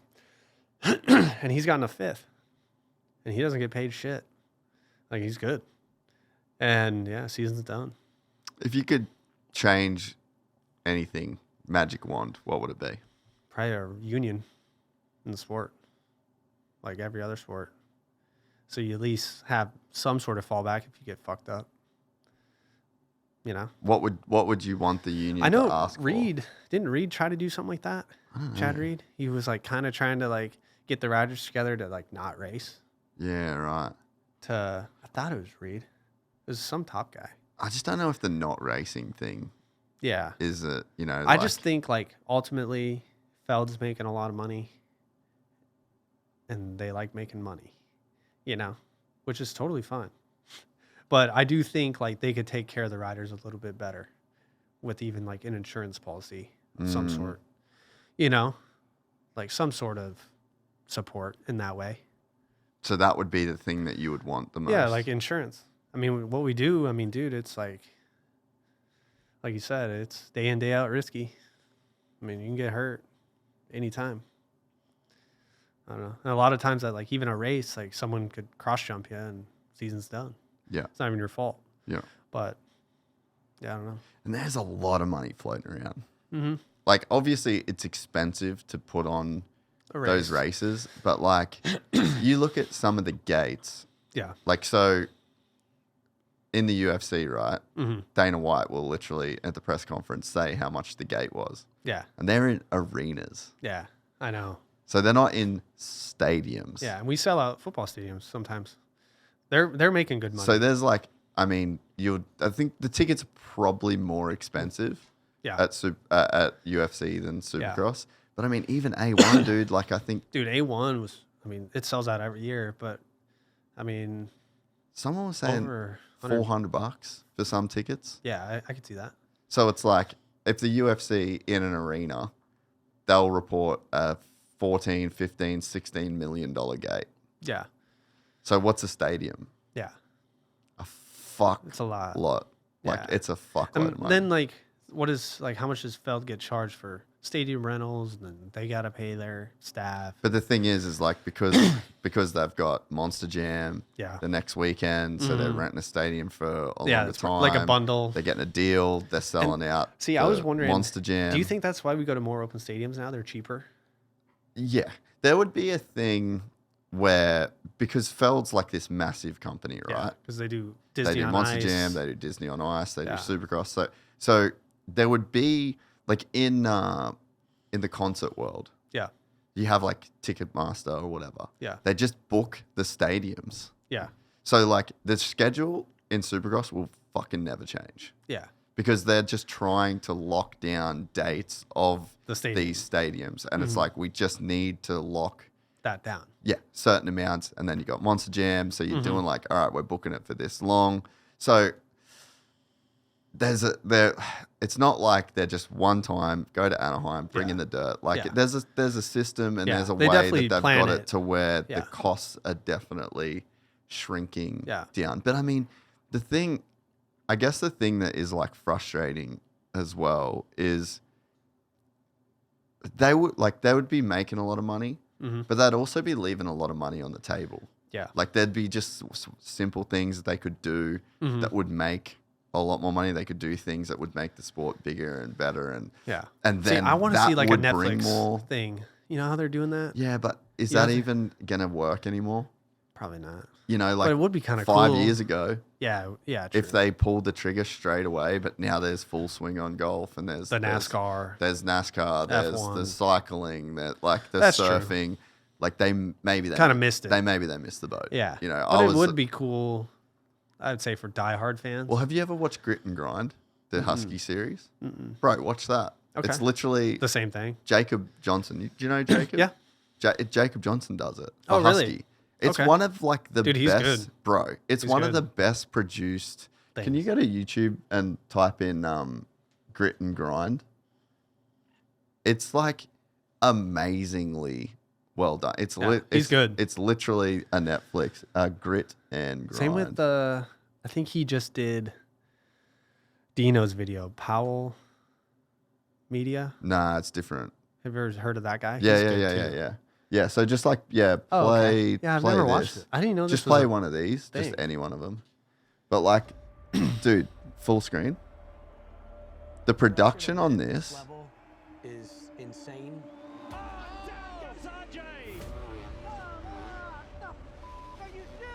Like this is this good. Is awesome. Admit this, but I think they all have a fear of failure. Dude, I feel like all teams need to do this. Don't you think? Can't land outside the main line. You f***ing know that, man. If you want to win a championship, you have to learn. If you're the guy who's supposed to win, sometimes that looks like me on Saturday. Yeah.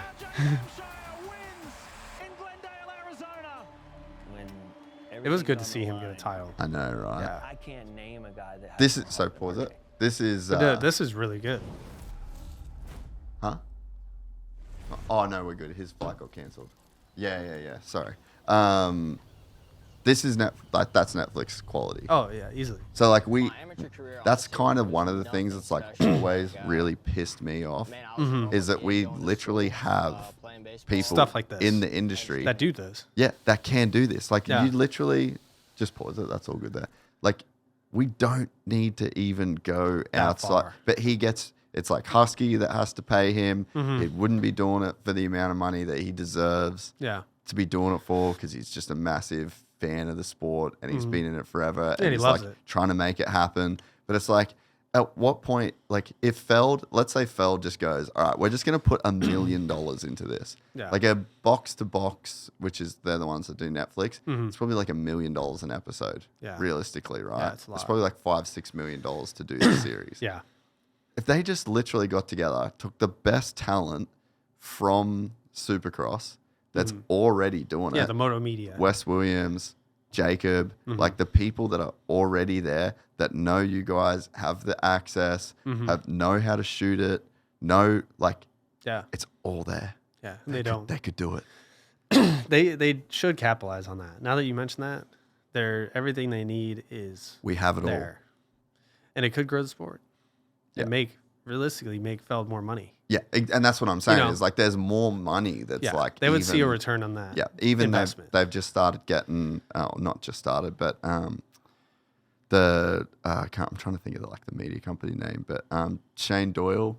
Do you know Shane? He does like all the heard the name. Instagram Yeah. and stuff. Like he does all ACs, Yeah. Chase. Like, so they're doing their socials, Okay. and it's like the socials have got so much, much better better. this year. But Yeah, it's just it like has. it's like just chipping away. It's like give Even them like the fucking money. McElrath. Yeah. His stuff is Yeah. awesome. Yeah. Yeah. It's like give the right dudes the money. Yeah. And they to could just do it. the thing. And it's not even, there's even people at Feld where like they do an amazing, like Sean and his team. Yeah. They're doing a good job. Amazing job, but they're hamstrung. Like Yeah. they don't get, like the press conference, always kind of audio is a bit off. You know what I mean? It's like, it's just one camera angle. It's like, you could literally call Wes tomorrow Yeah. and be like, oi, Wes, just come here. We'll pay you this much money. Produce the press conference. You would literally get something that looks and Way better. sounds Yeah. so fucking good. Good, It's just yeah. like these little boxes, and it's like it's just got to come from them. Just be like, spend a little bit more money. Yeah. Invest a little bit more money. You're gonna get a return. Yeah. Trust me, you'll I get a really return. think they would. Like first year. Yeah, Like and it's fan just like these. engagement would be better. It's like these baby steps, but it's just like just skip it. You yeah, got the money. it You're should a $1 billion It should company. be like no brainer Yeah. kind of thing. Yeah. But yeah, I don't know, man. It's weird to think that it's still stuck at where it's at Yeah. in But- 2025. You know, like everything went to that level, and I feel like we've kind of stayed the same. Yeah. Just always the same. And there's a playbook. Yeah. Like you just look at the sports that are doing it the best. Yeah. Reverse engineer. Build back from there, you know. Yeah. So 250 title chase. Like the 250 title chase, not chasing. What are you thinking for the coast? East Coast is wild. Well, it's weird bro. 'cause, like- who even wants to win that? Does Well, 'cause, anyone want to win that? Vial I think Vial does, He hasn't like won a race though, and but he hasn't been out of the top 5. But he's leading the points. Yeah. I mean, it's hard to count him out because he won the title last year. I think he's probably the guy, Yeah, I don't especially know. since I mean, Max went out. Yeah, that was What a crazy so- year of injuries, yeah, bro. dude. I felt bad for Max. He was riding so good. It would have been really cool to see him win. What, Levi? Yeah, Levi, dude, his crash was bad. His speed at Daytona, Good. bro. No, Levi's like, it's fun to watch him ride because he's like so loose, like doesn't give a fuck. Tall. Yeah, it's lanky, lanky. Yeah, loose. it's just like lets it hang out, dude. It's pretty cool watching him ride. Man, it's hard to say who's gonna win. I mean, Deegan probably. Yeah. I mean, Well, Deegan's surely going to win there. Yeah, I mean, West. he's just like got everybody beat mentally. You know, I think Juju, like, I don't think Juju's like scared of him, but like, dude, he's just so good at mind games. Yeah. I feel like. I just think Deegan just has too much speed. Yeah, he's fast. You Yeah, know, he's a like he's just the faster. guy. He's just the faster guy. Yeah. You know, I think Cole's going to be a real problem next year. Yeah, when he gets some experience. Curious to see how he does outdoors. Yeah, me too. Everyone's like, oh, he's not as good. Yeah, but I mean, you never know till the gate drops. Like, cut a whole shot and then just click. Yeah. You know, I mean, that does happen. Yeah. I don't know. It's hard to. Who's leading the points? It's Deegan and Yeah. who's Vial. Vial's leading the points and then Deegan's leading the points. And then who's in the points chase?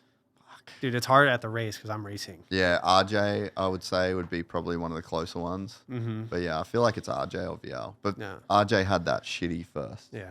Dude, I feel so bad for Shimoda. Dude, winning A1, shit's going good.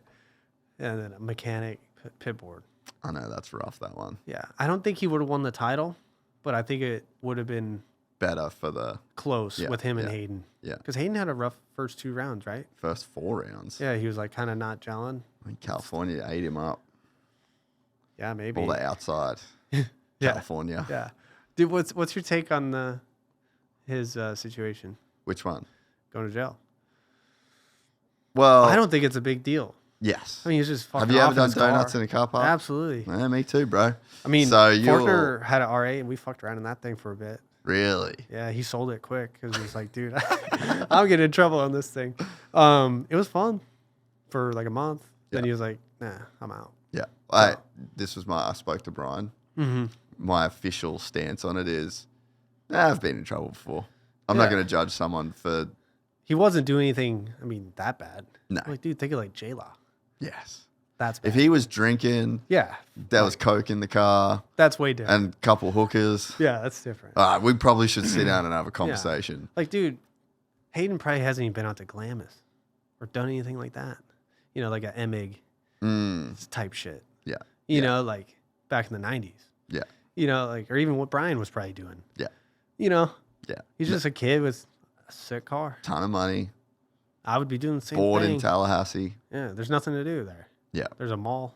I think Maybe. that for like as getting arrested is bad, right? Yeah. Like, It's not like great. but also you probably don't have to be, if you're a cop, you probably don't have to arrest a kid for doing donuts in a car park. But I heard that there's like been some street racing stuff. Yeah. Because it's like a college town, right? So there's been some street racing stuff. Apparently a kid died. So they're probably locking down on it. Well, apparently a kid died a really? couple weeks ago. Oh, so they were just there like was like a bit locking of, down on it was it. like a sting, you know? Yeah. So it's like normally a kid like that, you wouldn't go to jail. Like Yeah. I've got caught doing that shit and the cop's just like, bro, what the fuck Yeah. you doing? You get a fine, you get a ticket, Yeah. and then that's it. Yeah, so it's not that bad. No. But I mean, genius marketing play. Oh, yeah, dude. How much money do you reckon they made on t-shirts? Dude, it's hard to say. I don't know. Just have a Like, guess. I mean, 20, 30K? More? Way more. You think? Yes. I don't know. Dude, I don't know. They know how to make money. Brian's done a good job. Like, for being where he grew up, dude, that fucker has figured out how to make money. Mm-hmm. It's impressive. Yeah. Like, very impressive. Yeah. So I think as like bad as Yeah. getting arrested is, Yeah. I think that Well, I heard there was also a fake ID, there probably was. which is a felony in Florida, and they let that go. Well, that's cool.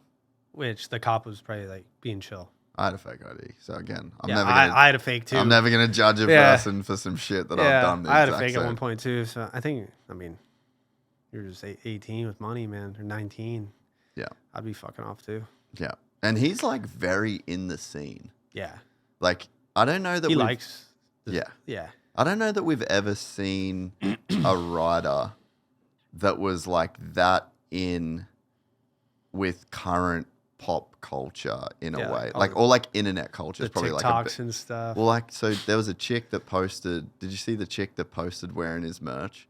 And I'd never heard of her, but the dudes that work for me were like, oh yeah, she's this chick, and I like Yeah. looked at her Instagram profile. She's got like 3 million followers. No, he brings a lot to the sport. OnlyFans chick, and Yeah. then like you look at who follows him, and it's like FaZe Banks, Yeah. like you know what I mean? It's like that whole Yeah. world, and he's like going to Miami for spring break, and Yeah. he's like on yachts and shit. Yeah. So it's like he's like He's bringing a different, yes, Yes, very totally. And the thing, and it's cool because he's like, now it's like I feel like you almost get like a slap on the wrist, like of doing out of the ordinary stuff now, like stuff's too by the book. yeah. And I think it's cool that he's like doesn't give a shit. Yeah. Well, the thing is like he's too big to fail. At this point. You know what I Yeah. mean? Mm-hmm. So it's like, and that's a really cool place to be because like who in the industry can control him? Mm-hmm. And Brian knows, like it's leverage. Like Yeah. it's leverage. That's probably a better way of Yeah, saying it, right? totally. So it's like everything in life is about leverage, and Yeah. they have the leverage, and there's not really anyone's going to be able to take that leverage off him. No, he's So- definitely the most popular. and there's a way that can go bad. Yeah. Because your ego can get Yeah. out of control, and you can. But think dude, that, he's like but he's pretty not like clear that. like what he wants. He's a cool Yeah. kid. I talk to him all the time. He's a Yeah. cool kid. you know, as long as he can stay on the rails, Yeah. he has the leverage to make an impact on the sport in a very positive way. And you Yeah. don't have to like all of it. Yeah. And that's why you got Juju. Yeah. If you don't like Haiden, Like Juju. like Juju. Yeah. It's, you know what I mean? Like it's not like you have to like him. Yeah. Like Jet. Yeah. You know, I see a big, I see like a Pastrana Deegan thing, right? Yeah. So I can see like, that. but it's Deegan and Jet. Yeah. So all Jet needs to do is just be Travis. Smile, Do his thing. be cool, Mhm. be nice, and let him cook. Yeah. And he'll raise The bar. everyone up. Yeah, And totally. then, you know, like, so we just need to get past the, do you like him? Do you don't like him? You just shut up and you enjoy let it. his do his thing. Yeah. Because thing. he's doing a good thing. Supercross has never been that cool to where it's like in with the cool kids. Yeah, And I agree. I think you're going to start seeing some really, and whether or not, like, I don't fucking think FaZe Clan is cool. Yeah, but still, Like, it's cool for the sport. But they've all got millions of followers. They've got crazy influence. They're like, that's a whole demo But there's been that like, we've never reached. I would say there was a lot of celebrities at A1 this year. Yeah. Like high end celebrities Yeah. watching the race. Like it was actually like, I didn't expect that. Mm-hmm. But it's definitely to the fans. I think it's growing very well. Yeah. And like Hayden, Jet, they bring a lot of personality to the sport. So it's good. It's good to see. And so to that question is like, I mean, I'm not mad at it. No. I'd be bummed if he was doing some dumb shit. Yeah. Like, But he really wasn't. But he wasn't. He was doing shit. I did, and Yeah. I'm never gonna sit. I think on every a, kid was doing. Yeah. Like, dude, me and my friends in high school, like in the winter in Minnesota with ice, dude, we were fucking off all the time. In school parking lot, like jumping the snow piles, like, dude, we were doing dumb shit all the time. I had a friend. I don't know whether I spoke about this. One of my best friends, his dad was like a kind of a gnarly dude, and like was did a lot of like really bad things that get you a lot of money. Yeah. Okay. And so, when you've got that kind of money, that money doesn't go in a bank either. Yeah. So he just like bought tons of shit. Cash. So like, yeah. So Yeah, like yeah. my friend had from when I was like 15 had like the gnarliest V8 muscle cars, Yeah. ZX10 Yeah, Ninja just whatever. bikes, Yeah. KX250s, CR500s. Like, Mm-hmm. bro, how we didn't die? Yeah. We'd be 14, 15 years Yeah, old. screwing His off. dad's, Wherever. and we'd just be like, let's fucking go for a drive. Yeah, yeah. And my boy was the sickest driver. He was a really good BMX. He was like national BMX champ, really good motocross rider, really good car driver. Mm-hmm. Dude, just screaming down the freeway, like full Dude, that's drifts funny. on Yeah. onto off ramps. 14, 15 years old, bro. Yeah. No license. No, years away from Yeah. getting a license. And then when he did get his license, he lost it immediately. Yeah. We drove to every part. Dude, we made this fucking, we had the most stereotypical thing ever.